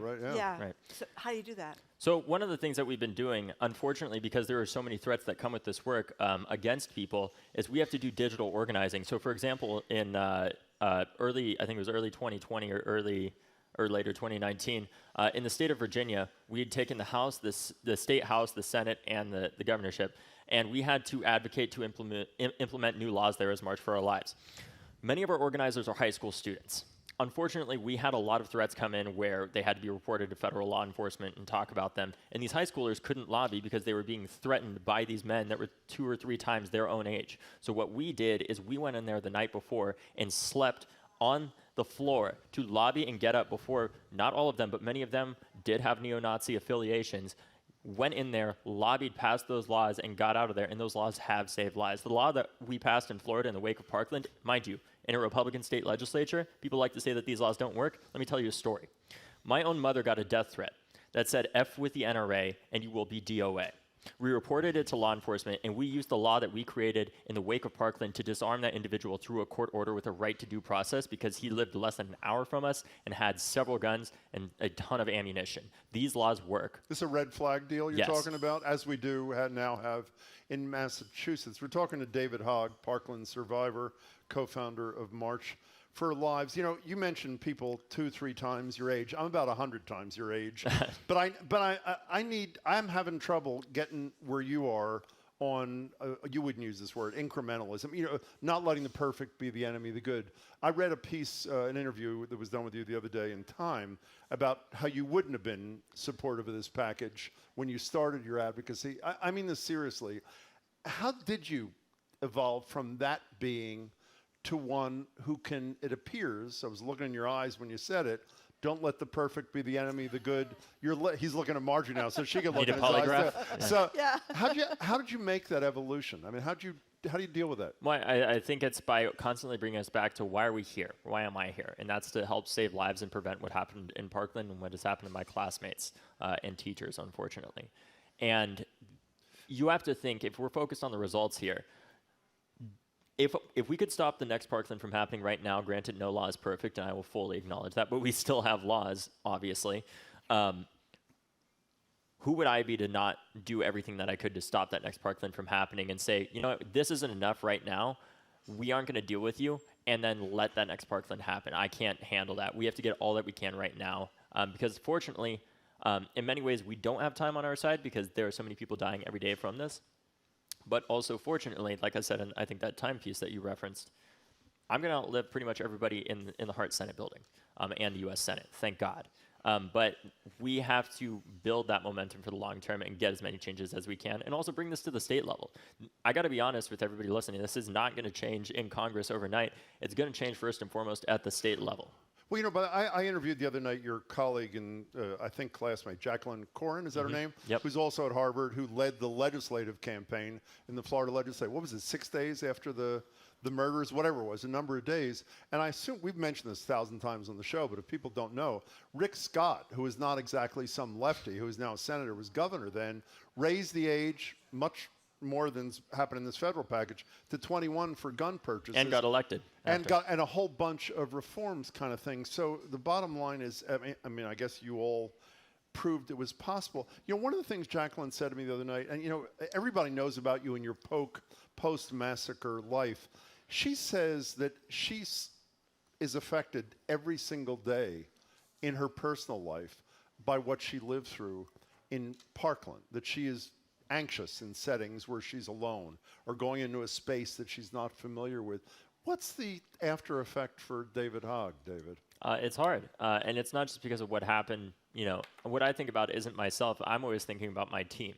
You know, when somebody like Marjorie Taylor Greene comes after me when I'm 18 years old, you know, I'm not thinking about myself and my own safety per se. I'm thinking about the lives of the young people that are around me at that time, because it's my job as a leader in March for Our Lives to look out for the team. And when she is threatening, you know, me and my physically in person, right, in tell person, people what happened that may not know. So she followed you. Prior to Congresswoman Green becoming a congresswoman, she was following me around Washington, D.C., filming me on her phones, you know, basically talking about conspiracy theories that the shooting at my high school didn't happen, saying, you know, that we're gun grabbers, that we're all these other things.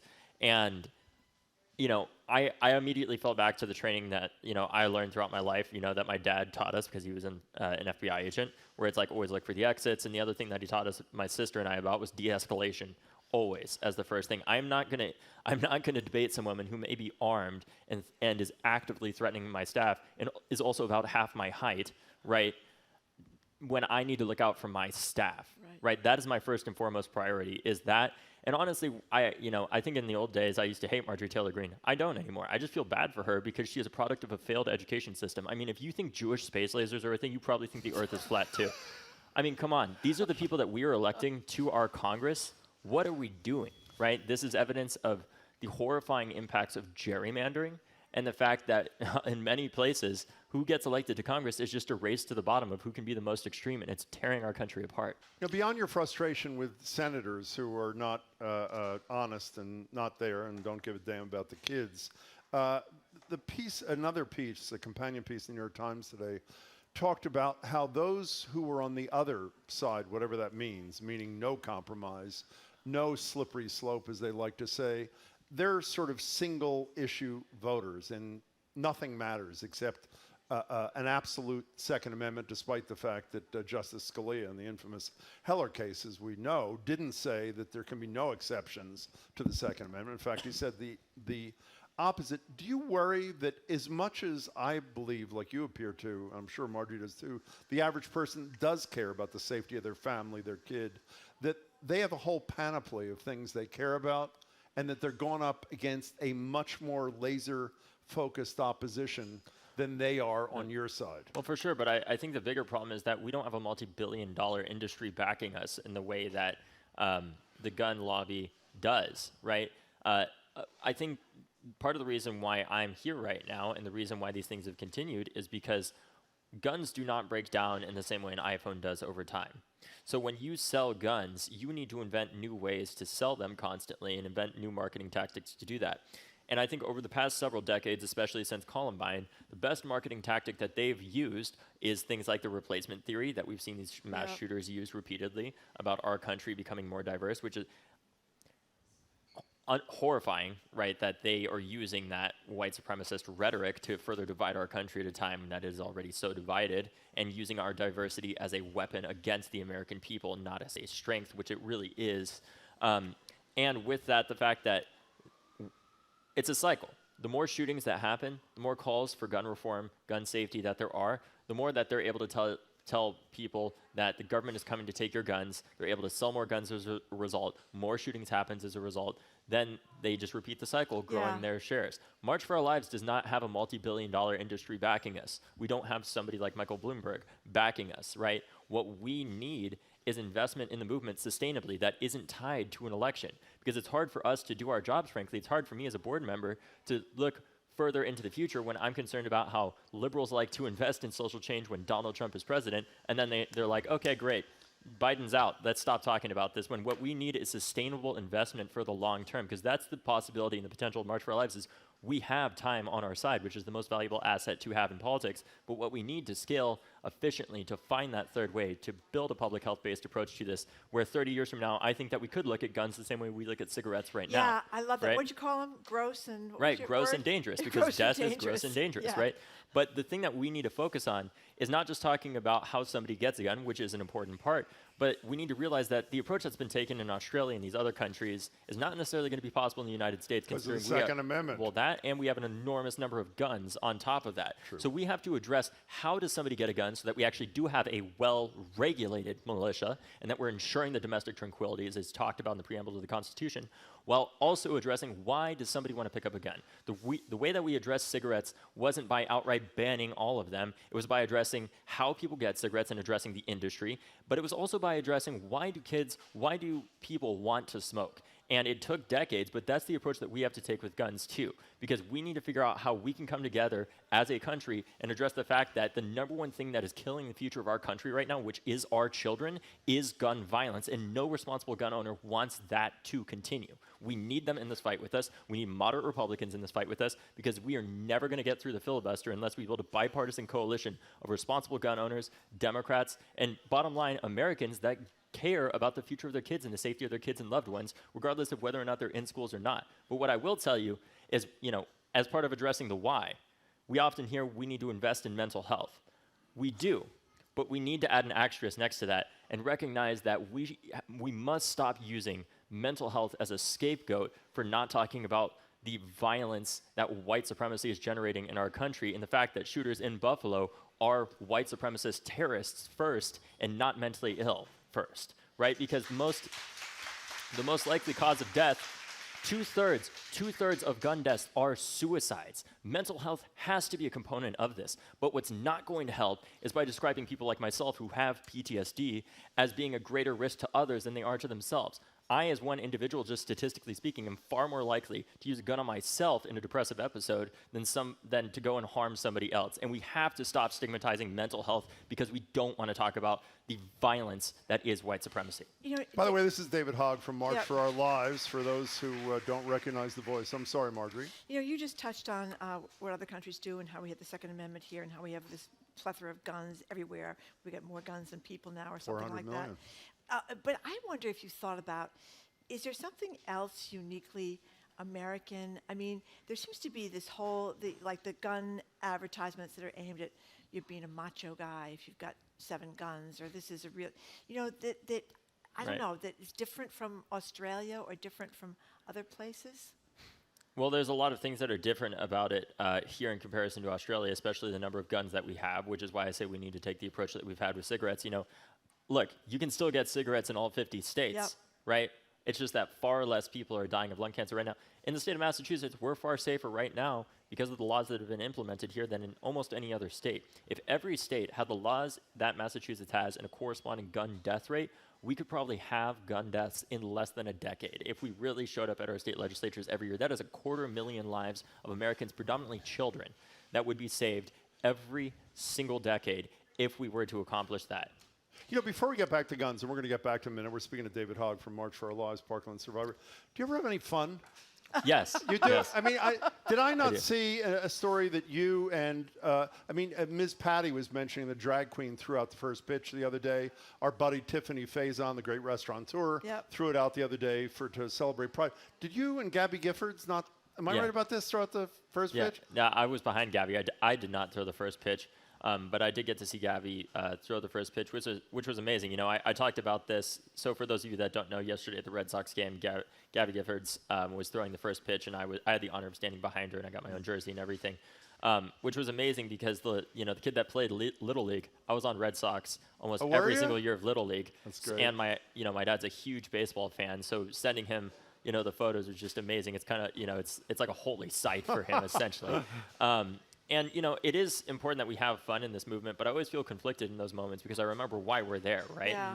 And I feel a certain sense of humility and responsibility to represent March for Our Lives and the people that don't get credit constantly, which are our staff. It's people like Tej, who's our current acting executive director. It's people like Gabby. It's people like Natalie and so many others that are doing this work and never get the credit that they deserve. I think especially of the black and brown women that have been doing this work for decades and don't get out there, right? And the responsibility that I carry to help represent everybody within the movement and say thank you, but really it's not me, it's us that deserves the credit here, because I can give all the speeches I want. I can stand behind the pitcher's mound all that I want. If we don't have people activating states around the country showing up, it doesn't mean anything. So it's an incredibly humbling experience to be in spaces with Giffords, obviously, but it's also a sad one because we remember why we're there, but we remember too, I think, in the movement, we have to see joy as a form of resistance against the violence that has harmed us so greatly. Because the reality is if We do not build a movement that people want to be part of because it is incredible, because it is healing, right? Our country has to heal. There are millions of people that have been impacted by gun suicide, by unintentional shootings, by daily gun violence, by mass shootings. We have to heal and activate at the same time, and the way that we do that is building community, because we need a movement that people want to be part of because they want to, not because they feel like they have to. Talking to David Hogg. You know, David, I know you have been meeting with Congress people down in Washington, D.C. and had a little bit more trouble with Republicans. I know you were supposed to meet with some senators, including Lindsey Graham, and then the meetings got canceled. I often do wonder,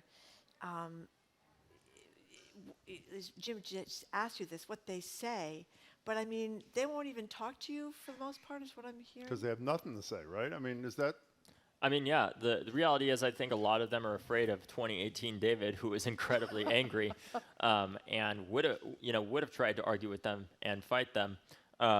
And, you know, don't get it wrong, we still will electorally, and they're going to pay with their jobs if they don't do the right thing. But the thing that I want to do first is give them the opportunity. You know, now that we have this big stick that is the movement, that frankly is getting on par, if not more powerful than the gun lobby itself, because I do believe that we're at a breaking point in this country in terms of being for peace and realizing that this isn't about being anti-gun or pro-gun.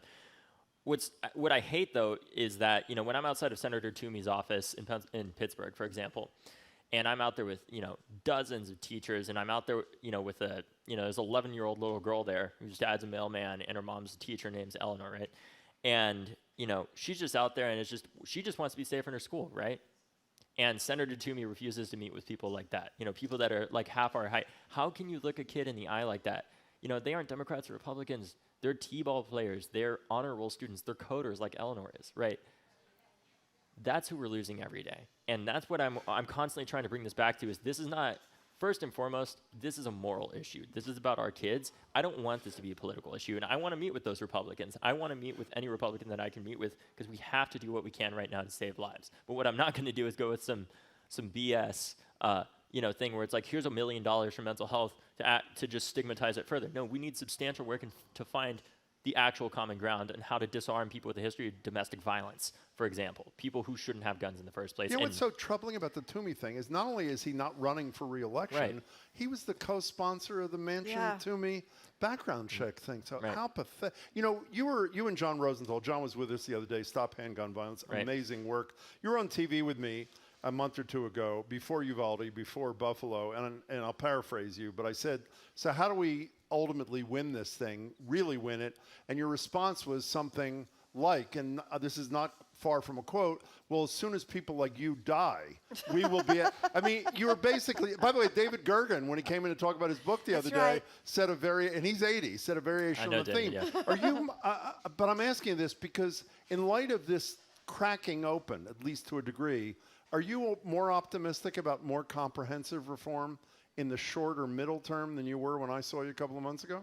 Yeah, I'm more optimistic. But the reality is, all it's going to take is one major thing popping up in the media if we don't keep this in the news constantly for the country to move on even more than they already have. And I want to be clear, though, in what I was saying, that we do need older people in this fight with us. We need the wisdom of the generations that have come before us.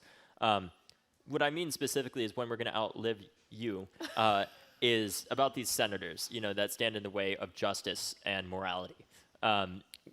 We do need people that are older. We need grandparents showing up with us at these state capitals because, you know, there is still this stereotype that young people don't vote, which has been proven wrong in the past two elections, thankfully, in part because of the work that March for Our Lives has done.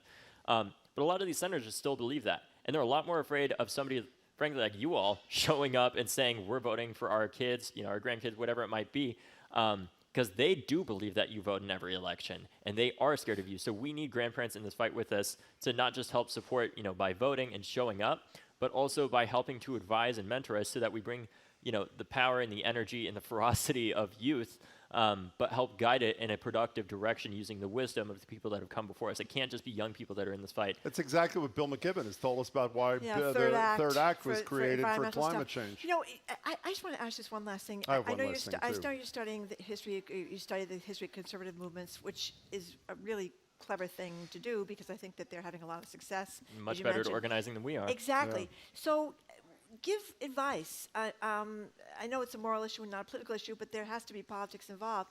So what do these 6-year-old whining liberals need to learn about how to proceed going forward? I think that we need to learn some lessons from the conservative movement, frankly.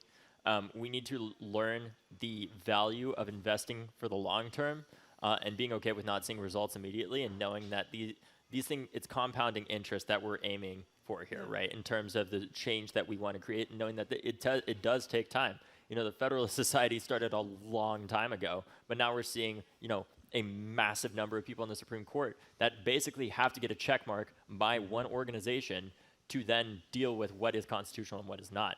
I think the other thing that we need to focus on is, frankly, groups like March for Our Lives need more sustainable funding. You know, we know it's great if we have people voting and showing up. We absolutely need that. But we need sustainable funding every month, regardless of who's president. So if you want to give $5 a month, you can go to marchforourlives.com. Marchforourlives.com. You should do. I have a couple of more things for you. I wasn't even going to bring up the Supreme Court, but we all know that in addition to abortion and whether the EPA has any regulatory authority, there's the gun case out of New York, which would obviously affect Massachusetts too, potentially, because we have similar law. So going forward, you succeed in Congress beyond, let's assume step one is this bipartisan deal, hopefully. And then there's another step. How nervous are you that this current Supreme Court, with a lot of at least one late 40 and a lot of young 50-year-olds nominated and confirmed by Trump, are going to overturn anything that goes beyond the most minimal kind of threshold? Deeply concerned. But I do have faith that eventually, there's always that quote about the arc of justice being long, you know, or the arc of the moral universe being long, but it bends towards justice. Look, we're at the very beginning of that arc that we're walking along, if you will, as young people. And what we've done, what March for Our Lives has, is an incredible team of undergraduate students who work with some of the best lawyers and law professors in the world on writing Supreme Court briefs and storytelling ones. You know, we often hear the legal arguments. What March for Our Lives helps bring is the moral argument. So what we do is we interview young people across the country that have been impacted. So we submitted a brief in the USERPA case that's about to come out from the Supreme Court. But I think the other important thing is that not everything that we have to do to address gun violence is going to be a law. It also is culture. My metaphor for this is always that in politics, the chess pieces are like the politicians if it was a chessboard. But the actual chessboard is culture. When that chessboard shifts through the capital that March for Our Lives has in culture, the chess pieces start to freak out, and that's when real change is possible. And ultimately, if we have to flip the board, that's what we're going to do because we have time on our side, and we're going to get some new chess pieces as well.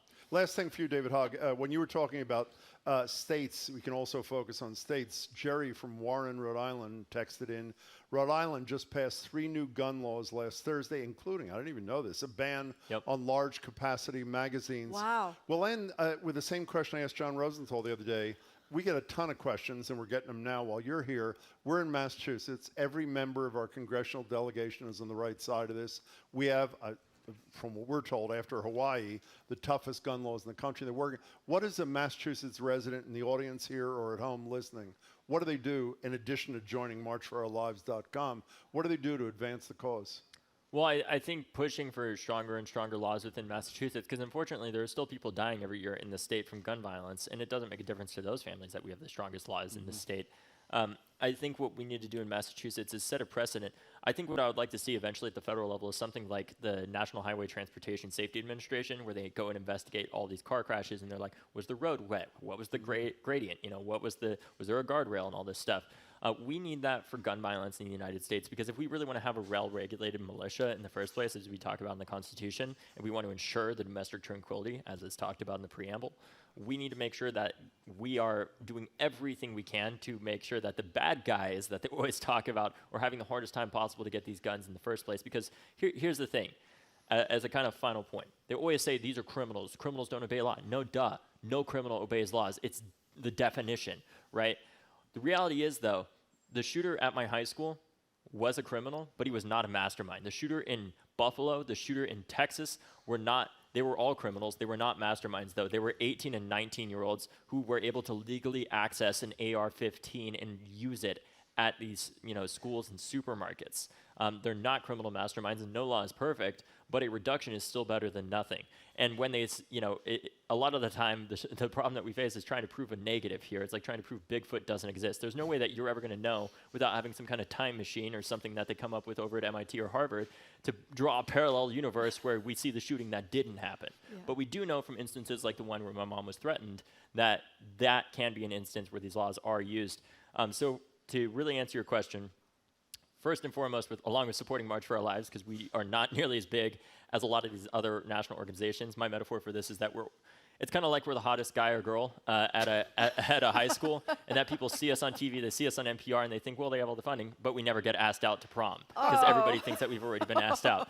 So supporting us monthly, just $5 or $10 a month, would be a huge help to us doing this work, because I need a sustainable baseline to not be thinking about how do we scale up orders of magnitude with our staff based on election cycles or who's president. But with the people in Massachusetts, making sure that your state is promoting things like trying to have a gun violence director, like I would like to see in the presidency, but we don't have right now in Massachusetts, and using this as potential to see that Mass can be on the vanguard of the movement for peace in the United States, especially as a place that has such a long history, a revolutionary history, and understands the importance of having that well-regulated militia, but understanding the importance of keeping our kids safe too. So again, going to marchforourlives.com, donating, that's one of the best ways that you can support. So I'm on behalf of Marjorie, we are urging everybody listening to invite David Hogg to the prom by going to marchforourlives.com. David, you are unreal. It's a pleasure to talk to you. Thanks so much. Good luck with your work. We really appreciate it. We've been speaking with gun safety advocate, organizer of March for Our Lives, David Hogg. After a quick break, our media maven, Sue O'Connell, joins us for a bunch of great news. You're listening to Boston Public Radio, 89.7 GBH.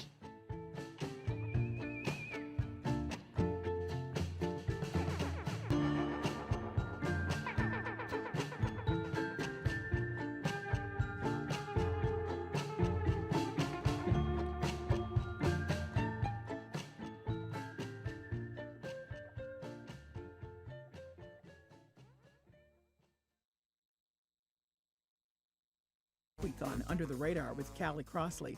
Movie lovers, grab your popcorn. Roxbury's very own film festival is back. Dramas, comedy, documentaries, and more. Roxfest, celebrating films by, for, and about people of color. That's Under the Radar with me, Callie Crossley, Sunday night at 6 here on 89.7 GBH and the GBH app.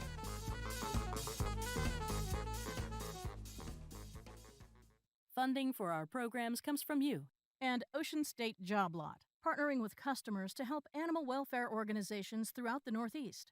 Learn more at oceanstatejoblot.com. That's oceanstatejoblot.com. And the Village Bank. These days, we all need to feel connected. The ability to connect with your money is in your hands with the Village Bank's digital banking solutions. Village-bank.com. Member FDIC, member DIF. Trusted. Local. News. This is 89.7 WGBH. WGBH HD1 Boston. Online at gbhnews.org. Boston's local NPR.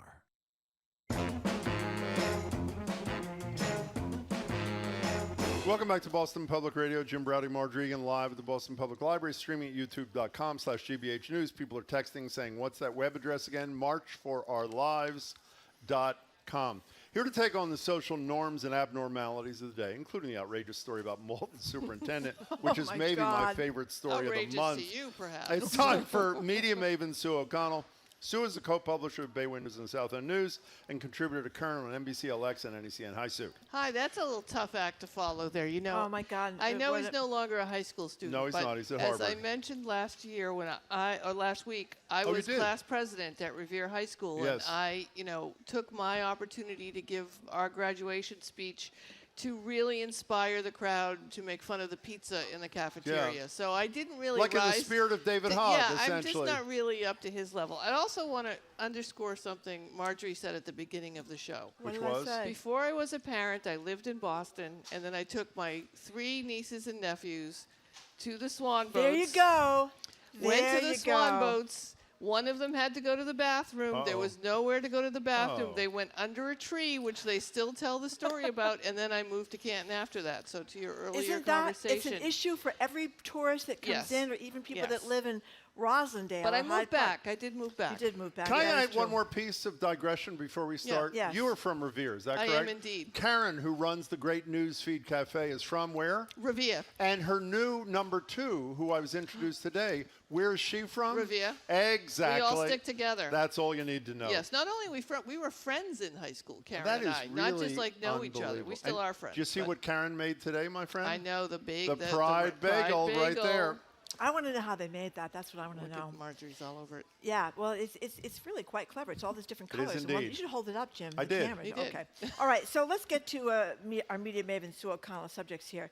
First of all, let's start with the president, who's trying to do this LGBT protection with this executive order, strengthen that. What's he doing? Yeah, basically, executive orders can range from anything from just fixing whether a certain member of the government can get overtime to far sweeping things. And this executive order that the president signed in honor of Pride Month is a lot of little things, a lot of housekeeping things that add up to a big thing that the executive order can do. And one of them, of course, is cutting the funding. It's amazing to find out, but there's still federal funding that goes to organizations that do the conversion therapy, which we know is when they take very fine and healthy LGBTQ kids and try and make them straight. It's been disavowed by almost every medical society and psychiatric society in the world. Cutting funding to that, going through forms to make sure that the language in it is accessible and represents the families that it's serving. For veterans, making sure that if they're trans, they have access to trans care and to trans treatment. So he basically did sort of like an Al Gore and went through all parts of the government to find ways to beef up the things that we need to make sure that we are protected. So, it's I heard someone say on another show that it's a whole lot of nothing, but it actually is the kind of thing, the kind of polishing that has to happen to make sure that our protections are in place, especially when we have, all of these. I think there's over 300 state bills that are attacking us across the country, and we still, in many states, you can still be fired if someone thinks you're gay or lesbian. So we're not where we need to be. It's a step forward. It's something well within the president's power to do.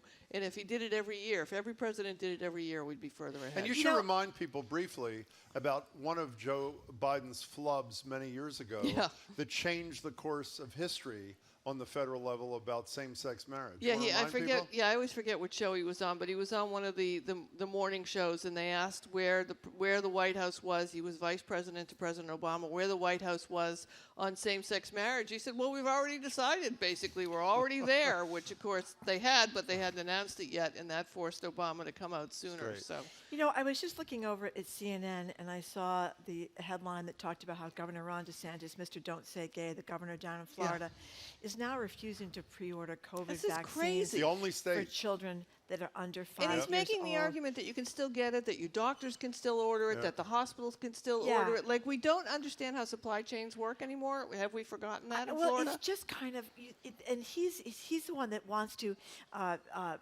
charge parents with child abuse for taking their kids to these drag queen story hours. We just had a drag queen story hour here at the Boston Public Library, and it was a great moment.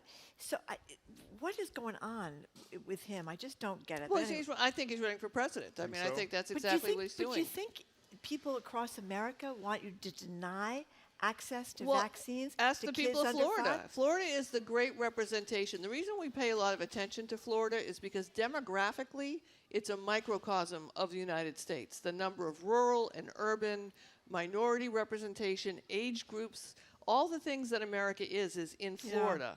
And so if he's successful in Florida, I think we need not to think he might not be successful as president. Well, let's get back to Malden because we're in Candidate. Massachusetts. So this is one of the strangest stories I've ever heard about the superintendent of schools in Malden. Whether or not she got a doctorate seems to be in dispute, and she's blaming the confusion on the fact that in a divorce decree, when she lived in Spain, she signed some legal document that said she couldn't talk about her degrees or her name or her first name or her last name.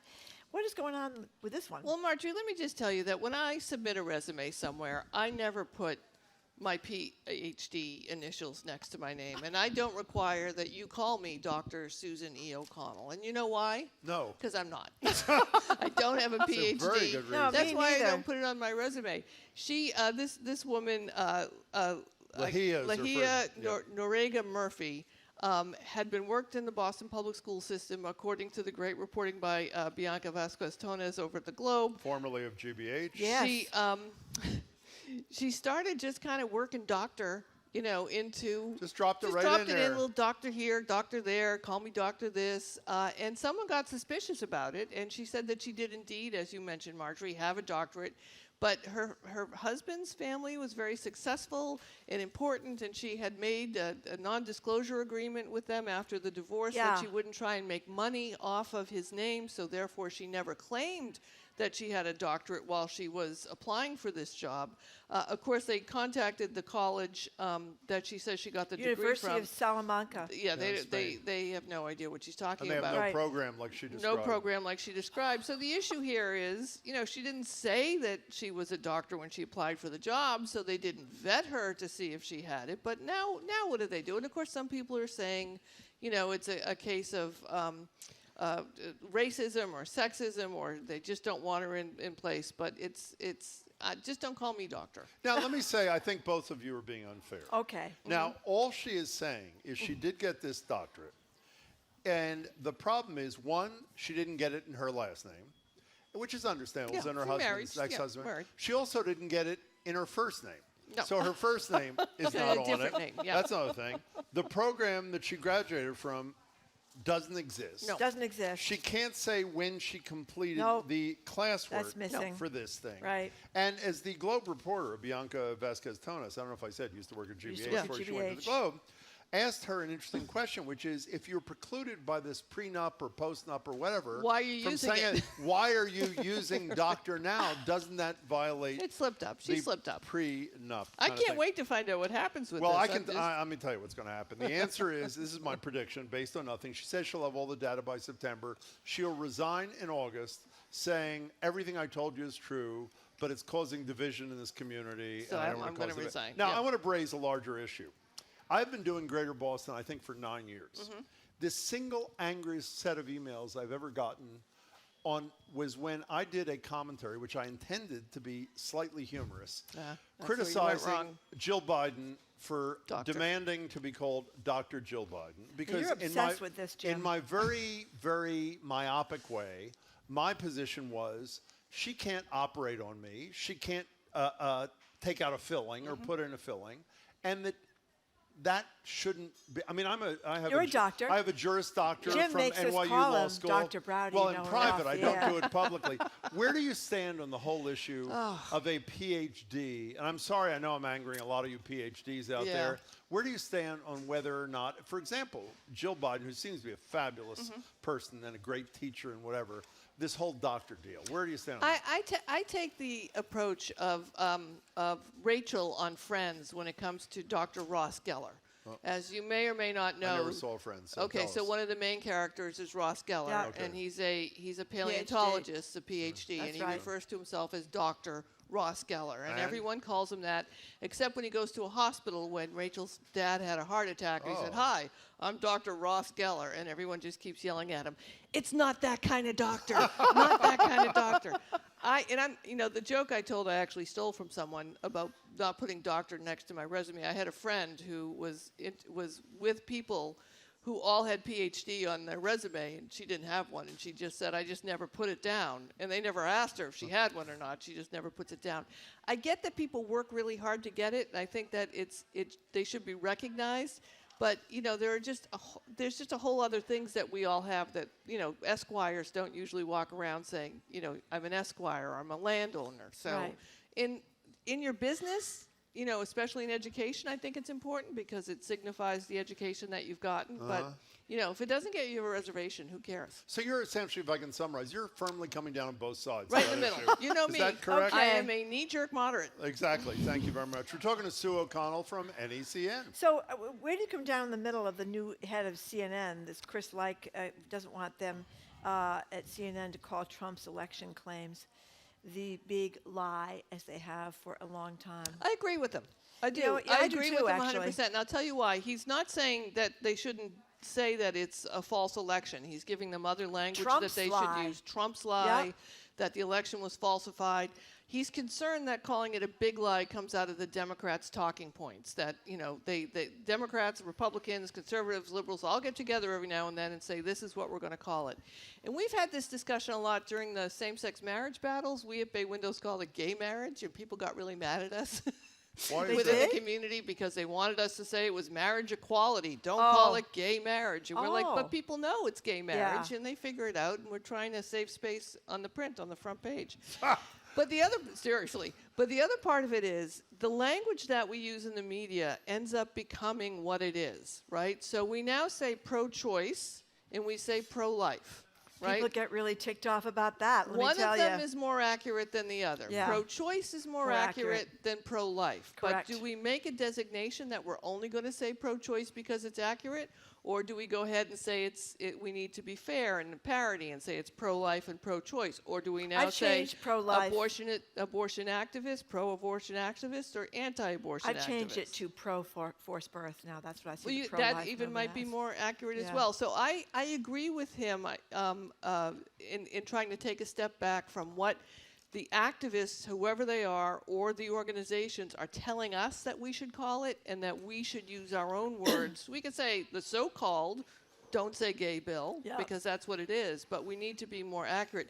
I do love that he's going to back off the breaking news. So I can't do tell you how happy I. I am about this. Sometimes a breaking news Oh. story, in quotes, would have a breaking news banner for 24 hours. Yeah, it's crazy. Yeah, literally. And we both I love can't. CNN. So we're Yeah, not, no, it would pop up, and I'm like, no, it's not breaking. He You know what we limits it- say at South End News? What's that? When news breaks, we fix it. Wow. Well, that's. I like Thank that. you, Doctor. I like that. Exactly. Yeah. So By the way, yeah, he is. And the other thing he's doing, just for those who are CNN fans, is he is also directing the producers that there be more balance in the segments, which frankly I'm fine with. Fine Yeah, with too. I There should. encourage it. Yeah. I mean, if you can't win your argument when the other side is present making theirs, then your argument probably is not strong. Are you exasperated by that? Well, I'm only exasperated because you're not going to hear that on the lying station, which is Fox. They're not going to have people on the other side. No, They but used that's- to for a while, and it was always interesting how the pro-Fox politics people were always really good looking and they dressed beautifully, and then the liberals were always kind of like, they just rolled out of bed and hadn't put their lipstick on or whatever. By Did the you way, ever can notice I want to comment on that. People are going to think that's just Marjorie being her admitted Superficial superficial self. There was a book or a movie years ago called Outfoxed, Yep. I think, Oh, they where there was talked about it. research They on did, that, yeah. saying that Bill O'Reilly, and he was pretty brilliant at what he did before he got canned there, would do exactly what Marjorie would Yep. do. When the person agreed with him, he'd pick the most telegenic, attractive person, and then he'd try to find the person whose voice was the least appealing, who was the least physically attractive, and it's brilliant. And I mean, it's Well, unfair. remember Hannity and Combs? Well, I know. Alan Combs passed The away late several Alan years Combs, ago. But they used to have a show together, and Sean Hannity's a nice-looking guy, and Alan Combs was kind of a nerdy-looking guy, and he didn't do well on television, and they did that intentionally. Okay, then since you brought that up, you haven't heard this, Sue, I don't think, and you're going to have to hear it whether you want to or not. We're at the Democratic convention here when Kerry's nominated in 2004. And Marjorie, of course, leaves the convention hall, even though I tell her not to. I don't remember even why I left. Okay, we went You were outside. looking for a bathroom. And Maybe what that was happened? it, And yeah. what happened? She's locked, I'm locked out of out, the convention yeah. hall. Yeah, what a And shock. who was she locked out with? John Kerry. No. No. Alan Combs. Alan Oh, Combs. Alan Now, so I could see Marjorie- close up that he was a little nerdy. Marjorie and not really. is totally calm because she has no idea what time the show starts. She Yeah. doesn't, whatever, Take she care. does what she Yeah. does. Alan Combs is totally hysterical because Hannity and Combs is about to start. Who shows up but Triumph the comic insult dog? Oh, you're kidding me. One of the most brilliant Conan comedians. O'Brien. Used to be on Conan O'Brien. I can't think of the guy's name. He's a Yeah. genius who operates this dog hand puppet kind of thing. And he walks over to Alan Combs, and Combs is like totally like going nuts. I got to get in the building. And the guards won't let him in. And Triumph the comic insult dog is going, oh, look at Alan Combs. He's upset because... And Combs is getting And more... it's on TV. They put it on TV. that's how I right? know yeah. about it. I mean, Oh, there no. he is. Okay, the so little that's- dog is making fun fun of of him. him. Oh, they had the insult dog was at the Westminster Dog Show. Remember that? Oh, yeah. Sniffing all the poodles. And having sex Humping. Humping. It's not Humping really sex. the live dogs at the affection. Westminster Aggressive Dog Show. affection. I'm sorry to digress there for a second. Okay, this story upset me so much. I've never been to Yellowstone, but it looks like none of us may be going there anytime soon because of this massive flooding. Oh, wait a second. I thought of another Triumph the Comic Insult Dog. Okay, go ahead, Triumph Jim. the Comic Insult Dog is all online. Goes to the premiere of Star Wars Oh, on the that's west right. side That's right. of New That's York right. City, and there's a woman in line, and he's interviewing all the people. This is a hand puppet dog, if you haven't seen it, who smokes a cigar. Yeah. And so he walks up to this woman who is obviously pregnant, and he says, "So, and he says, "Oh, let me talk to this nerd." He says they're all nerds. All the nerds gone. He says, "Let me talk to this nerd. What kind of nerd are you going to have, a boy or a girl?" And she says, "The boy." And the Triumph the Comic Insult Dog says, "Oh, and when he comes out, will be the first and last time he ever sees a vagina." Because he's a nerd. Sorry, my apologies. I couldn't That get was that out of my outrageous, system. Jim. Okay. Thank you All very right, much. back to global warming. Yeah, sorry. Yellowstone, the road shut down. We all saw a million times on breaking news on CNN, which was breaking for 48 hours, the same picture of this bunkhouse Horrible. where all the people not all the people, many people that worked there stayed, that went right over the edge and floated like a boat down the flooding river there. It's heartbreaking. Yeah, it's heartbreaking, and it's so heartbreaking that the governor of Montana, Governor Greg Gianforte, is in Tuscany. He hasn't been in the state during this crisis, but that's a whole nother story. Look, this is one of those things where people will say, well, you can't directly connect it to climate change. There's no direct connect. But meanwhile, there are a billion little fires. I don't mean that as fires, but billion little climate crises all around the planet right now. And not only, this is bad for the park, obviously. It's bad for a number of things. I'm of the belief that once we're gone, the planet's going to be fine. The planet will recover. Yeah. This is bad for what's happening there, but also for the businesses that rely on this period, this season, this 3 months of the year right now is where they make all of their money. And it's, again, not about commerce. It's a bigger problem than that. But these are the kinds of things that we now we should be used to by now. We are going to have these once-in-a-lifetime problems that are happening every single year. And I just want to mention, it's not just, as the story from the New York Times pointed out, it's not just this disaster in Yellowstone, that the cactuses in Seguro National Park in Arizona are dying from the heat. Cactus, which withstand a lot of heat. Same thing, Joshua Tree National Park, the Joshua trees for which the park is named, are dying because of the heat Everything and the is wildfire. changing. The insects are changing. The Yosemite. soil Did is you ever go to changing. Yosemite? I did get to go to Yosemite because I was in college in California, and it was one of the most gorgeous things I've ever seen, the Sierra Nevada there. And because of the wildfires, you go through Yosemite National Park and see vast acres, as the piece says, of charred tree stumps. But before you go, let me continue with that theme. The New York Times piece also says not only is the northern part of Yellowstone closed till October with the consequences you talk about, they say the park soon may be closed permanently. Yes. And they also mentioned, when you mentioned the individual like Joshua Tree, et cetera, that the average national park is at a higher elevation than the rest of the land in this country, and as a result, more susceptible to climate change. So one of the points of the article, beyond the Yellowstone thing, was they're going to feel the full brunt of climate change. Our beloved national parks are going to be gone soon. Before was the the essence. rest of. Right, and again, that's happening in India. We already have people dying from heat, dying from the pollution. That's because the heat isn't dissipating. This year, we're going to have more Americans, I read a prediction, will die from heat-related illnesses than we have in the past. We've already got ticks that are crazy in Maine because of the... So all of this is happening, and I know that you guys are dedicated, as well as others, to making sure that people are aware of what has to happen. But we need to be at battle stations on climate change. Yeah, we're out of time. I mean, we're basically out of time. The Cape Cod National Seashore is disappearing. I mean, that's right near us, and the groundwater is polluted all over Cape Cod, and those forever chemicals are in the water, and the kettle ponds are so polluted people can't swim in them anymore. I mean, it's just horrible. And that's in Cape Cod. We're watching CNN. There goes the house now. Oh, there goes the house again. We're Are here they in the still library saying watching breaking it. news about that? Or No, it doesn't say breaking anymore. They are saying, is this a new normal? It said broke. It said it's broke. The house is broke. It's broke. It is broke. Sadly. Okay, Sue O'Connell. I'm sorry to end on that down note. See, nice to see you, Sue. Hey, good. Hey. If you enjoy have your a bagel. videotape of that pizza valedictorian speech, I if have you an could bring audio it, tape. We would love to hear You it. can I'm ask serious. Karen. Maybe Karen and I could come up and recreate my Yeah. speech. It was. Karen, we'd love We it. always like to talk to the media maven. Thank you, too. Sue O'Connell. Thank We you, thank appreciate you. We it. love everyone from Revere. Revere. Sue O'Connell. Revere. Revere. Revere. Sue O'Connell is the co-publisher of Bay Windows and South End News and contributor to Current on NBC, LX, and NECN. And of course, she is our very own BPR media maven. Coming up, wait till you hear this. Live Music Fridays are going to continue on Boston Public Radio. We have got the musicians from Boston Lyric Opera joining us ahead of free outdoor concerts today and tomorrow. We're going to hear about that, but more important, you are going to hear them perform after this quick break. Listen to Boston Public Radio 89.7 GBH.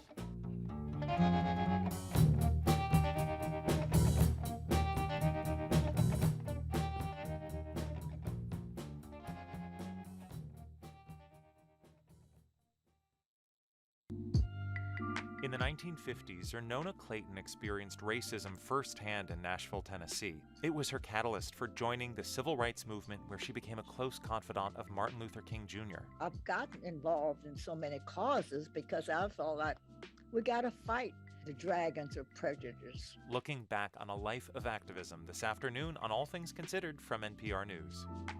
Today at 4, here on GBH News 89.7.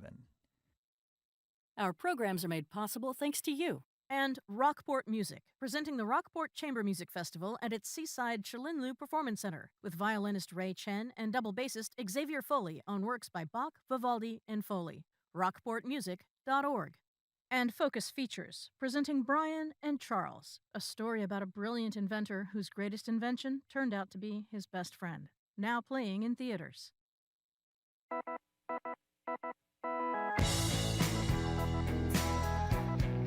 Welcome back to Boston Public Radio. Jim Browdy and Marge Regan live with the BPL, streaming at youtube.com/GBH News.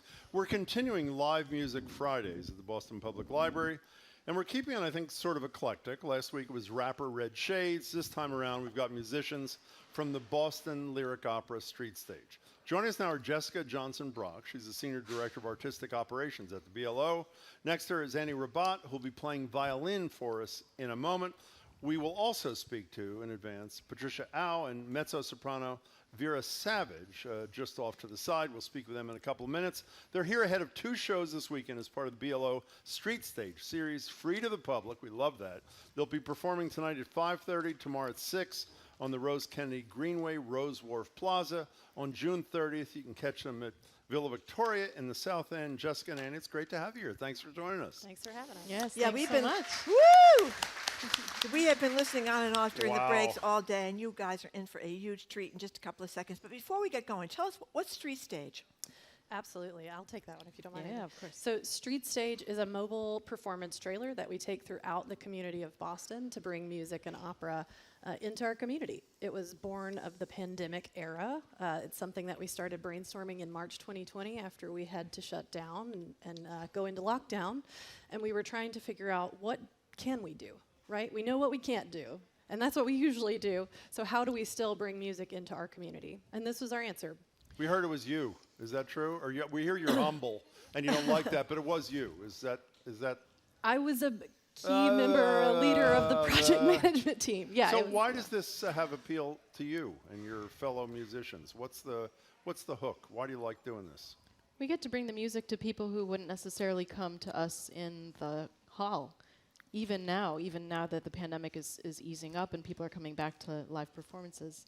Yeah, by the way, I think I'm so glad you said that first, because we've mentioned Andres Nelson's and Keith Lockhart were with us right before they did Franklin Park a couple of years ago, and they each came in and said, from the Boston Symphony and Boston Pops, obviously, said one of the best experiences of their lives because they met all these people who had never been to Symphony Hall. So what kind of I mean, I love, and by the way, you mentioned this trailer. Yeah, and Rob we need Pro more Black, detail on this. Is the trailer just open and everybody pops out, or is there a stage in the trailer? How does it? Jessica, you can say. There's no popping, Marjorie. Okay. So it's a 26 by 8 foot trailer, and it has these gull-wing doors that all open. So we have six doors on the sides and one on the end. So it's kind of a almost 360 environment for our performers. And Robert Problax Gibbs, who we've talked about a lot, one of the great muralists, etc., is one of the artists who designed this thing, right? Absolutely. Artists for Humanity were amazing partners with us in the origination of this project. And so playing outside for people who may have consciously chosen to be there or happen by and hear some music, what's that like as opposed to playing in a closed space, a building, a hall? What's that like? It's great. We get to look out and see the environment that we're surrounded by, grass, trees, a museum in the background, the water, whatever happens to be there. And there are all kinds of people. And people can bring their children who might not be able to sit through a concert. These are shorter performances. And when you decide what you're going to perform, do you make a decision in part dependent upon where you're performing it? Meaning, might you perform something outside in this setting that you might not have had at the top of the list? Annie first? Yeah, Go ahead, for sure. I mean, normally during the Boston Lyric Opera season, we're performing what the opera company has selected. And in this case, Patricia Vera and I got to sit down together and brainstorm what would we like to do for this intimate group of 3 performers instead of this massive group of however many people we have in an opera production. Tell us where the street stage is gone around Boston. We've been at the Fuller Craft Museum. We've been at DeCordova, Fruitlands, nice. MFA, the Greenway, many others. We have a full list of partners if anybody's interested on our website. And the website is what again? BLO.org. Well, and when you go to the MFA, where do you perform there? Well, the MFA is actually where we did our test case and where the murals were painted. So we were in the side parking lot at the MFA there, yeah. Nice. So I was just going to say, Annie, do you want to get freed so you can join your colleagues? And Sure, Jessica that'd be can great. tell us. Great. And Jessica, what are these 3 wonderful musicians going to perform for us? Yeah, they're going to start with Violon dans le soir by Camille Saint-Saëns. Okay, well, that's fair enough. Here we are, Boston Lyric Opera Street Stage. We'll introduce all the performers to you again in a minute. And I can't pronounce what Jessica just said. Can you but translate that, Jessica? Violins Violins of the night? Violins of the night. Violins of the night. Okay, that French Performing came right Violins of the Night. Welcome. Glad to have you.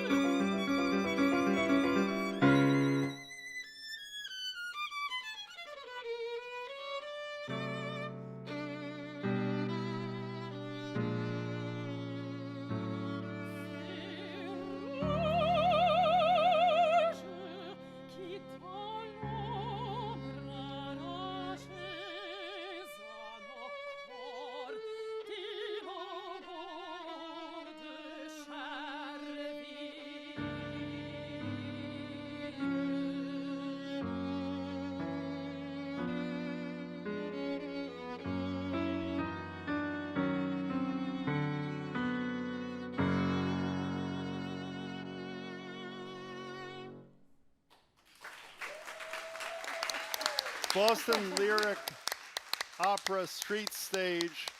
The voice you heard was Vera Savage, who's joining us on piano, Patricia Au, who's also joining us, and Annie Rabat, who was with us a minute ago playing the violin. You two, Yeah, that was amazing.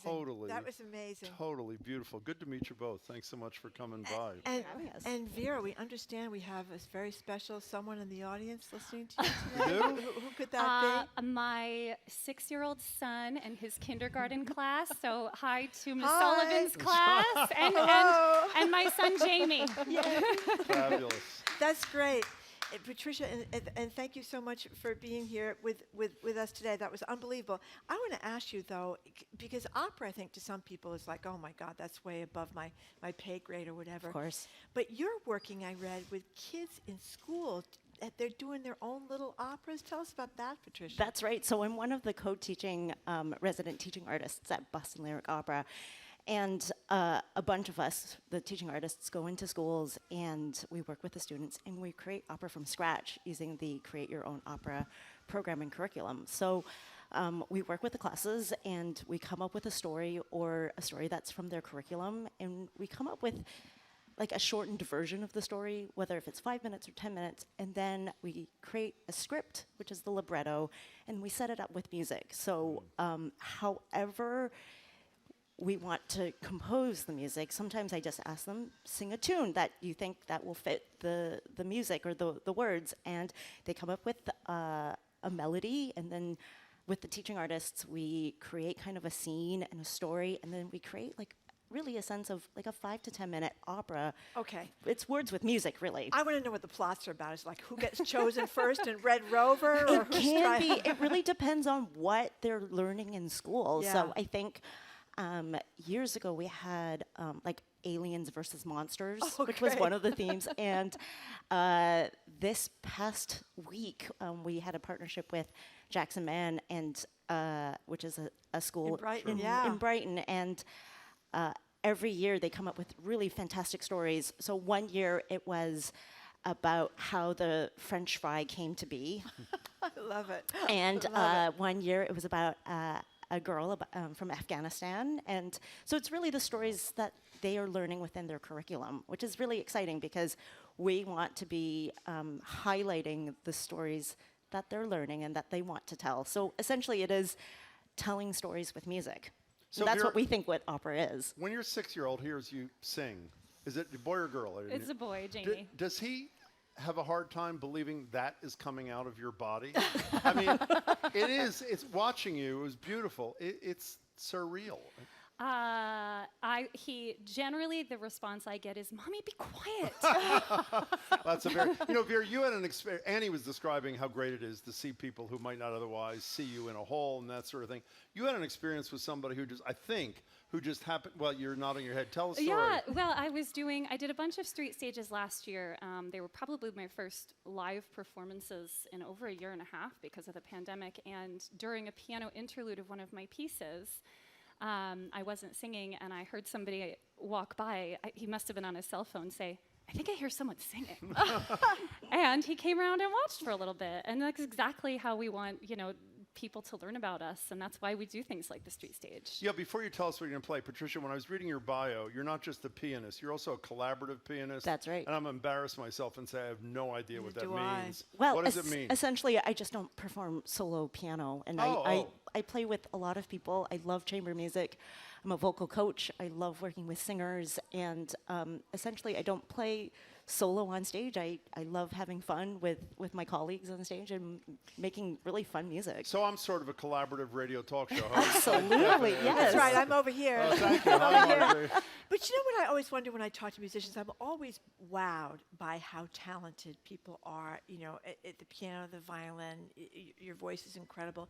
But you guys have to throw a lot of things together, right? You've got like a lot of gigs going at one time, which I find really annoying with the level of talent that you have. How do you work that out? You got to hustle. It is a hustle. Yeah. You're hustling all the time, and at the same time that I'm looking at this, I'm looking at a Mozart Requiem for down the road, and it's just kind of the way your brain operates after a while. You just sort of get used to it. You try to stay in the zone for whatever you're doing at that moment. Yeah. But yeah, when you step out of that moment, you're juggling 6 or 7 other balls for sure. Multitaskers, for sure. What are you performing next, Patricia? Well, we are doing Quando me vo, which is Musetta's aria from Puccini's La Bohème. Oh my gosh. Well, you can free yourselves. You can take your headphones off quietly, as we say. That's right. And again, the Boston Lyric Opera Street Stage, 3 great players, Annie Rabat, Patricia Au, who's on piano, Annie is on violin, and Vera Savage is the voice you'll hear in a second, performing yet again. Thank you so much.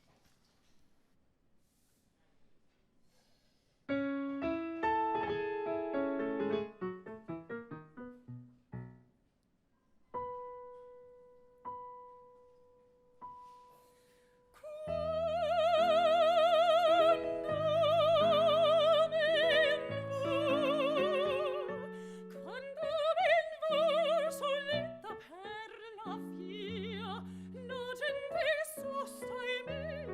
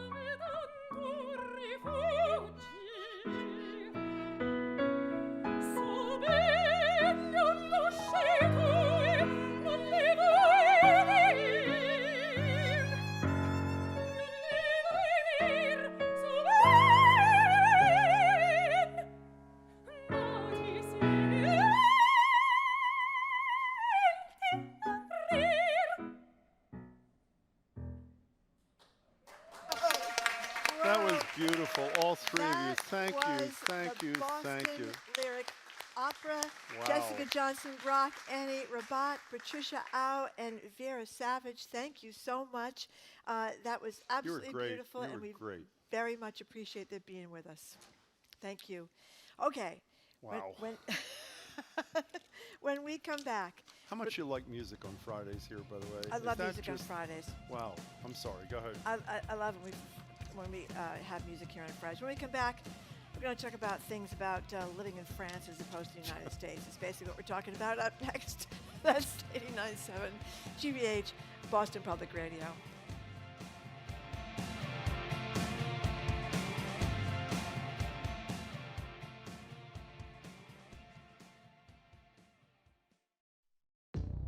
Conflict, violence, fear of persecution. Year after year, the global number of people displaced from their homes has reached unprecedented heights. Ahead of World Refugee Day, we'll hear about the experiences of 2 refugees who were forced to leave their homes and resettle elsewhere in the world. That's next time on The Takeaway from WNYC and PRX. This afternoon at 2, here on GBH News 89.7.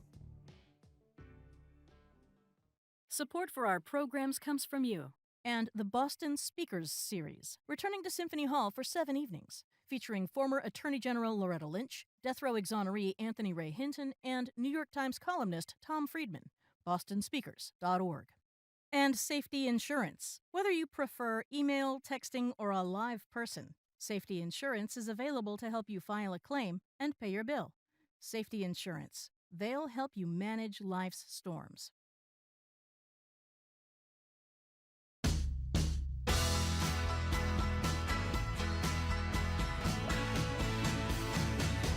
Well, how do you top that? Welcome back to Boston Public Radio. Jim Browdy, Marjorie Egan. We're live at the Boston Public Library, streaming at youtube.com/GBH News. So there was a piece this week, it aired on NPR's All Things Considered, about France's century-old law banning workers, get this, from eating lunch at their desks, at their workplace. The law went into effect in 1894 as a way to keep workers healthy. The thinking was that employers could, quote, clear out germs, like in factories, for example, by opening windows while workers were outside eating. And it's stuck around ever since. Meanwhile, here in the U.S., we're all too familiar with that sad desk lunch like we're doing right now, Marjorie and I, that hastily made soggy sandwich, they're not soggy at the newsfeed, or cold leftovers scarfed down between meetings. So Marjorie and I, as I say, are certainly not immune. And it's not just during lunch hours where French workers get some peace of mind. We've told you before, it's also illegal in violation of law for bosses to send messages to employees after they clock out. That law went into effect 5 years ago. They're also entitled to 30 days of paid vacation, which most of the country takes in the month of August. So we want to hear from you at 877-301-8970. Would these sorts of worker-friendly laws, for lack of a better word, work here? 877-301-8970 is our text and call number. I would say a big fat yes, even though it's never going to happen. Well, you know, I've told you this story many times about my oldest daughter did one of those 2-week exchanges and went to France when she was in high school. Yep. And, you know, she watching her parents, you know, work 1 job, 2 jobs, go to school where they work, and everybody's working till 11 o'clock at night. You get your little week or 2 off, or maybe 3 weeks after you've been somewhere for a while. She came home in a state of shock because she went and spent 2 weeks with people that were, the mother worked in a library, the father fixed cars, mechanic, and they had this unbelievable life where they had school went till 5 o'clock, so the kids mostly did their homework you know, in school. They're mostly done when they came home. They had these leisurely dinners that lasted like for 2 hours.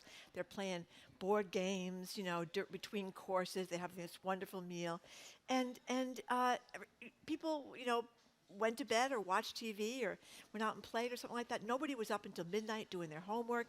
You know, mom wasn't exhausted because she'd worked 2 jobs. She thought, what's wrong with this picture? And I think a lot of us ask those kinds of things. Remember we had the First Lady of Iceland in here a couple of weeks ago? We did. Obviously, Iceland is a little tiny country, homogeneous, very different from the United States. But when you hear about how they help people live their lives with good health care, with good child care, with good time off, I think Americans are a bunch of suckers. I've thought that for years, and I think it's even worse today than ever. And by the way, when Marjorie says Americans are suckers, as I said, that includes us.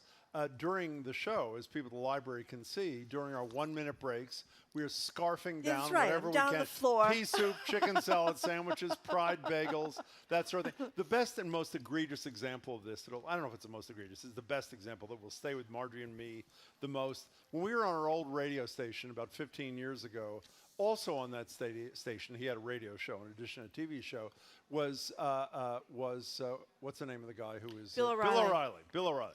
Now, Famous. Bill O'Reilly, according to reports I read at the time, 15 years ago, was making $10 million a year. So one could assume that he could probably eat out, spend a few minutes. Instead, he would get to the studio next to ours, we could see through the glass window, about 2 hours early. What did he have with him, He Marjorie? had a little teeny tiny brown bag in which he had a little teeny tiny peanut butter sandwich. On white bread. Which on bright, yeah, exactly. Had peanut butter and jelly, I think it was, which he ate at his desk like he was somebody in the second grade, except that he was very tall, very skinny, but very tall, eating his little sandwich. It was the oddest thing because you thought he could have called up and said he wanted a massive meal shipped in from legal Or how about seafood. going out to a restaurant? He could have gone out for a By the restaurant. way, you know, you may consider this trivial. I think this thing is huge. I know people are going to say we don't want laws or whatever. The whole notion of most of us deciding it is okay to consume our lunch at our desk out of little Tupperware containers shows how screwed up we really are. 877-301-8970. You can text us or call us at that number. You're the king of Tupperware, Jim. I am mean, the let's Tupperware face it, king, little yes. 6 or 7 containers. But also, you know, what's kind of nasty about it is the nasty refrigerators, the nasty microwaves. Pretty you know, gross. there's always a big fight about who's going to clean the refrigerators on Friday afternoon because they smell on Monday morning a lot of the time. Especially they smell. People bring in things like you eat, like that gefilte fish or gefilte fish. I don't bring or gefilte whatever it fish is. to work. You brought I've fish. never brought gefilte. I brought fish. Fish to work. I have brought and fish. it stinks, and you're 3 feet away from me, you're 6 feet away from me eating the fish. So I think that's one of the things that you don't really want to be subjected to what your desk mate might be eating. Well, it's over not there. just that. It's not invading your space. It's also freedom and calm for you. Just like this other thing that France does. There's a name for this. I can't think what it's called, but there's a great and clever name for this notion that an employer is precluded from law. The burden is not on the employee. It doesn't say the employee doesn't have to answer a communication from the employer after hours. It says the employer may not send a communication to the employee. So the burden is on the employer, and it is a far healthier, better way to live. And doesn't even the concept make you feel calmer, even if you're not doing Did you mention the hours in the front of the story? I just mentioned 30 hours, Yes. 30 days vacation, but fill in the blanks. Yeah, 1999 employees at this one utility giant, I guess that would be our Eversource or something, I don't know. who work more than 35 hours a week have been eligible for an additional 23 days off a year on top of the standard 27, a total of 10 weeks paid vacation. You know what Can the average imagine that? American gets? 2 weeks. 2 weeks. And you know Yeah. what the average American takes? A Less little more than than that. 1 week, because there's such pressure on you to not take your vacation. It's pretty gross. 877-301-8970. You know, when we have a conversation about these kinds of things, either my shoulders get all hunched up because I get anxious about it, or right now, and I don't know why there's a difference, I really feel physically in my body more relaxed thinking about what I mean, by the way, in all fairness, when you do a radio show live from 11 to 2, you got to sort of eat lunch during the thing because obviously you got to wait till 2:30 to do it. Otherwise, most people have much more freedom than we do. They're not stuck in a workplace, in a studio like we are for 3 hours. So we really don't have the luxury that a lot of you do, but choose not to use. Here's some text. I think those laws will be, in fact, will in fact both succeed and happen when Zoomers are starting to be the people in Congress. That was kind of like what David Hogg thought about gun laws and a lot of other things, that nothing is going to change until people like you and me, Jim, are dead because the boomers have screwed things up so bad. And here's Matt from New Hampshire and California. I guess he's lived in both places. Yes, 30 days off or even a 2-week total closing of the whole business plus 20 days PTO. Well, I just left a $100,000 a year job because it only offered 10 days off per year. And wouldn't you know it, I found a 40% increase. I don't know what PTO means. Do you know what PTO means? Paid time off. Oh, paid time off. Thank you. I've found a 40% increase in paid time off plus a 40% raise from a new company. And bosses think people don't want to go to work. Well, you know what we that's a very talked. good point. Do you remember we were talking about vacation on the show a couple of weeks ago? And the surveys show that the companies that seem totally enlightened and say that you have unlimited vacation, it doesn't work because people still feel the pressure not to take the vacation. So do you remember in our discussion what did work? The few companies that required that you take a vacation, and even fewer companies, but also on the same wavelength, they pay you additional money over and above what your salary is if you take a vacation, essentially creating incentives for these people to do those sort of things. So I'm a huge, and by the way, this is not just another perk, to use that, I hate that term because it makes it sound cheap. It's not just something that makes your, oh, we're having phone problems, but Lauren in Marblehead apparently is on some phone. So are we taking Lauren? I'm not quite clear what that means. Yes. Lauren, welcome to the show. Our apologies. Hi. And by the way, this is not just Hi. Well, that's working well. You can hear Jim's voice there in the background. Well, I like hearing that, but that's not the goal of the thing. Can we get to Lauren, or should we put her on hold for a second? Meanwhile, we're having a little phone problem, but keep calling and promise in a minute or two we will get to you at 877-301-8970. Here's what Carolina says, I think. She's on YouTube, says, not only work lunches by law in France, but the school lunches there are unbelievably healthy and, of course, free. And as I said before, a lot of these schools stay open till like 5 o'clock at night, so kids get some of their sports in and some of their homework in, so they're not up to, like the high schoolers here, until 1 o'clock in the morning doing their homework. And Joanne on YouTube says, oh, please God, the French model would be so wonderful to have here. And by the way, their economy is not like a horrible economy. I mean, it's not as good as the Germans, but they certainly are not bankrupt over there in France. I mean, they do very well. Sometimes people portray that, oh, we can't do that in the United States of America because we have the greater GDP and all that kind of stuff. But at what cost? Look at this person. Talk about I eat mine every day while I'm driving my truck from job site to job site, delivering heavy equipment to the natural gas company. I mean, is that not horrible? Let's try the phones one more time. Valerie in Hopkinton, I hope it works. Welcome to the show. No. I'm calling because I am a high school teacher. Oh, great. Oh, hi. Hi, Valerie. What's up? I am. I'm calling because I'm a high school teacher, and we have basically 20 minutes to eat lunch. Oh, my God. Which means that the children have 20 minutes to eat lunch. Yep. And so they're being trained from a very young age to scarf down the food. Brilliant. To not really appreciate what they're eating. It's not, there's no ritual with mealtime. It's just whenever they can grab something, they're shoving it in their face. They're getting home because practices are so late and they're not having like a sit-down meal with their family. It really starts at a very young age. Culturally, we have come to accept something that I agree with you is just not acceptable. Valerie, can I tell you, that is a brilliant phone call. And that is so true. Thank you for hold making on, before Valerie leaves, one of the other things my kids used to complain about, Valerie, is not just how fast they had to eat, but how sometimes lunch would be, they have to stagger the lunches, right? So some kids would be eating at 11:15, and some kids would be eating at 1:30. That it wasn't, you couldn't, which screws you up, I think, appetite-wise and food relationship-wise. Well, not to mention that Congress is now not reauthorizing a law, as we discussed with Corby Kummer, which means that 10 million fewer school children will be getting lunches. Did you see this from Rebecca? All What? of high school, I ate lunch at 10:30 in the morning. No, I know that's. I mean. Valerie, thank you for the call. How Here are a messed couple up of is texts. that? So this is, by the way, this is a common thread, and I apologize. I'm sorry, Marjorie outed me.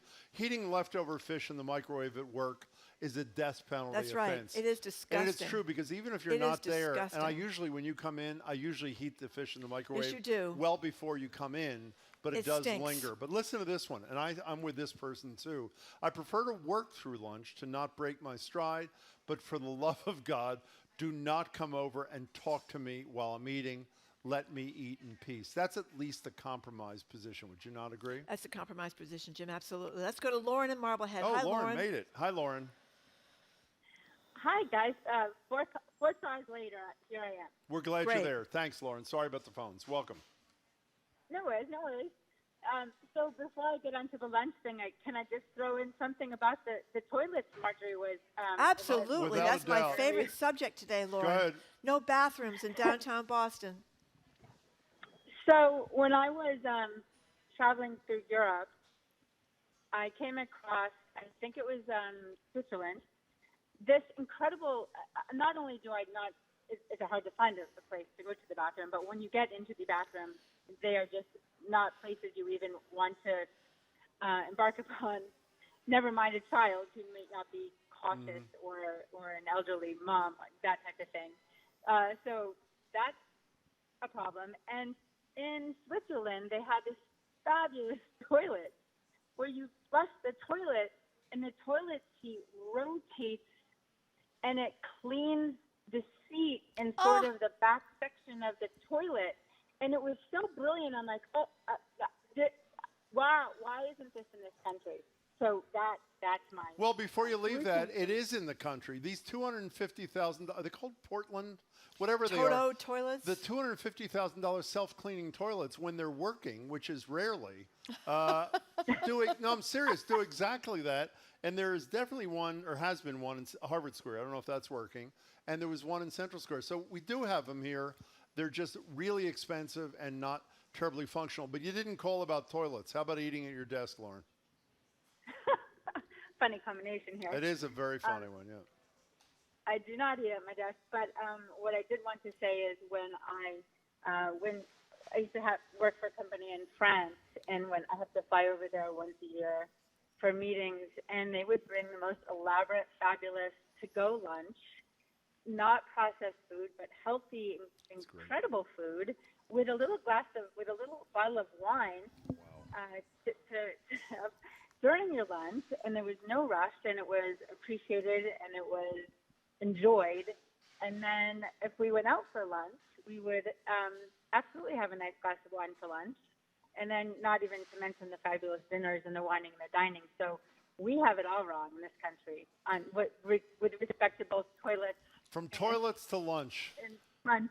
You covered the gamut. Laura, I'm glad you got through the fourth time. Thanks for calling. A texter writes, I work for a French firm. My boss lives in Paris. We get 30 days off. 10 are mandatory, but the email issue is not enforced here in the United States.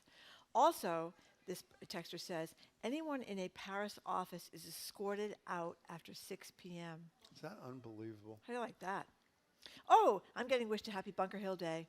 It's Bunker Hill Day today. June 17th. Yeah, it's today the 16th or the 17th? Today's 17th. 17th. It is 17th. Bunker Hill Day. That's absolutely true. Thank you very much. I was back there in the days when the British were here, and thank you for commending me for my service. Well, it's also a perfect day to go to the State House because absolutely no one will be there. That's so right. That's a perfect time to tour the building. That is right. We're out of time, Marjorie. Oh, Jay from Lowell is saying you shouldn't be complaining since you only work a three-hour day. Would you like to correct Jay from Lowell? Well, Jim? I sort of do a television show. I know it's hard to believe based on our performance. We actually prepare for this. I know no one would really believe it. We actually read a few things. We do. We talk to each other. I forget a lot of what I read. Exactly. I have to read it several times. Who am I and Takes why me a am long I time here? to Exactly. absorb the information. But thanks for the support. We appreciate it. Thank you very much, done. Jay from Lowell. Anyway, yes, we are done. If you haven't had enough of us, you can keep up with us 24/7 by way of our podcast. You can tune in Monday for the NAACP's Michael Curry. We're going to talk about June 19th with him and the Revs, of course, Irene Monroe and Emmett Price and a bunch of other stuff. And our favorite inaugural poet, Richard Blanco. Oh, great. We want to thank our crew, Zoe Bread Aisle Matthews. You know why we're calling her that? Because that's where she met her first the love. love of her life in the bread aisle. It wasn't the love of of Market her life. Basket. Well, I'm calling it the love of her life. I have no idea, but it sounds better that way. That's right. That's right. I think it gives us hope for us all. It does. Spend more time in Market Basket. You never know what could happen. I hear the produce aisle is really hot, but go ahead. I thought it was frozen foods, Jim. Whatever. Anyway, in Callie as well, Mackenzie Farkas, Rebecca Tauber, our engineer, John the Claw Parker, and our executive producer is Jamie Bologna. Thank you very much to all of them, as well as to Sai Patel, Colin Cockrell, and Rob Fagnet for our production engineers down here at the Boston Public Library. And thank you all for coming. We really appreciate thank you very much for coming. We really us. Appreciate that. And a lot of people have texted about David Hogg. David Hogg is incredible. MarchForOurLives.com for information, support, whatever you choose. MarchForOurLives.com. Have a wonderful weekend, Marjorie. You have a wonderful weekend too, Jim Browdy. I shall see you on Monday. I know it isn't easy to show up for 3 hours a day, but we'll do our best on Monday. I'm Marjorie Egan. I'm Jim Browdy. Thanks so much for tuning in. I hope you can tune in again. And meanwhile, have a great day. It looks like it's going to start raining, so keep dry.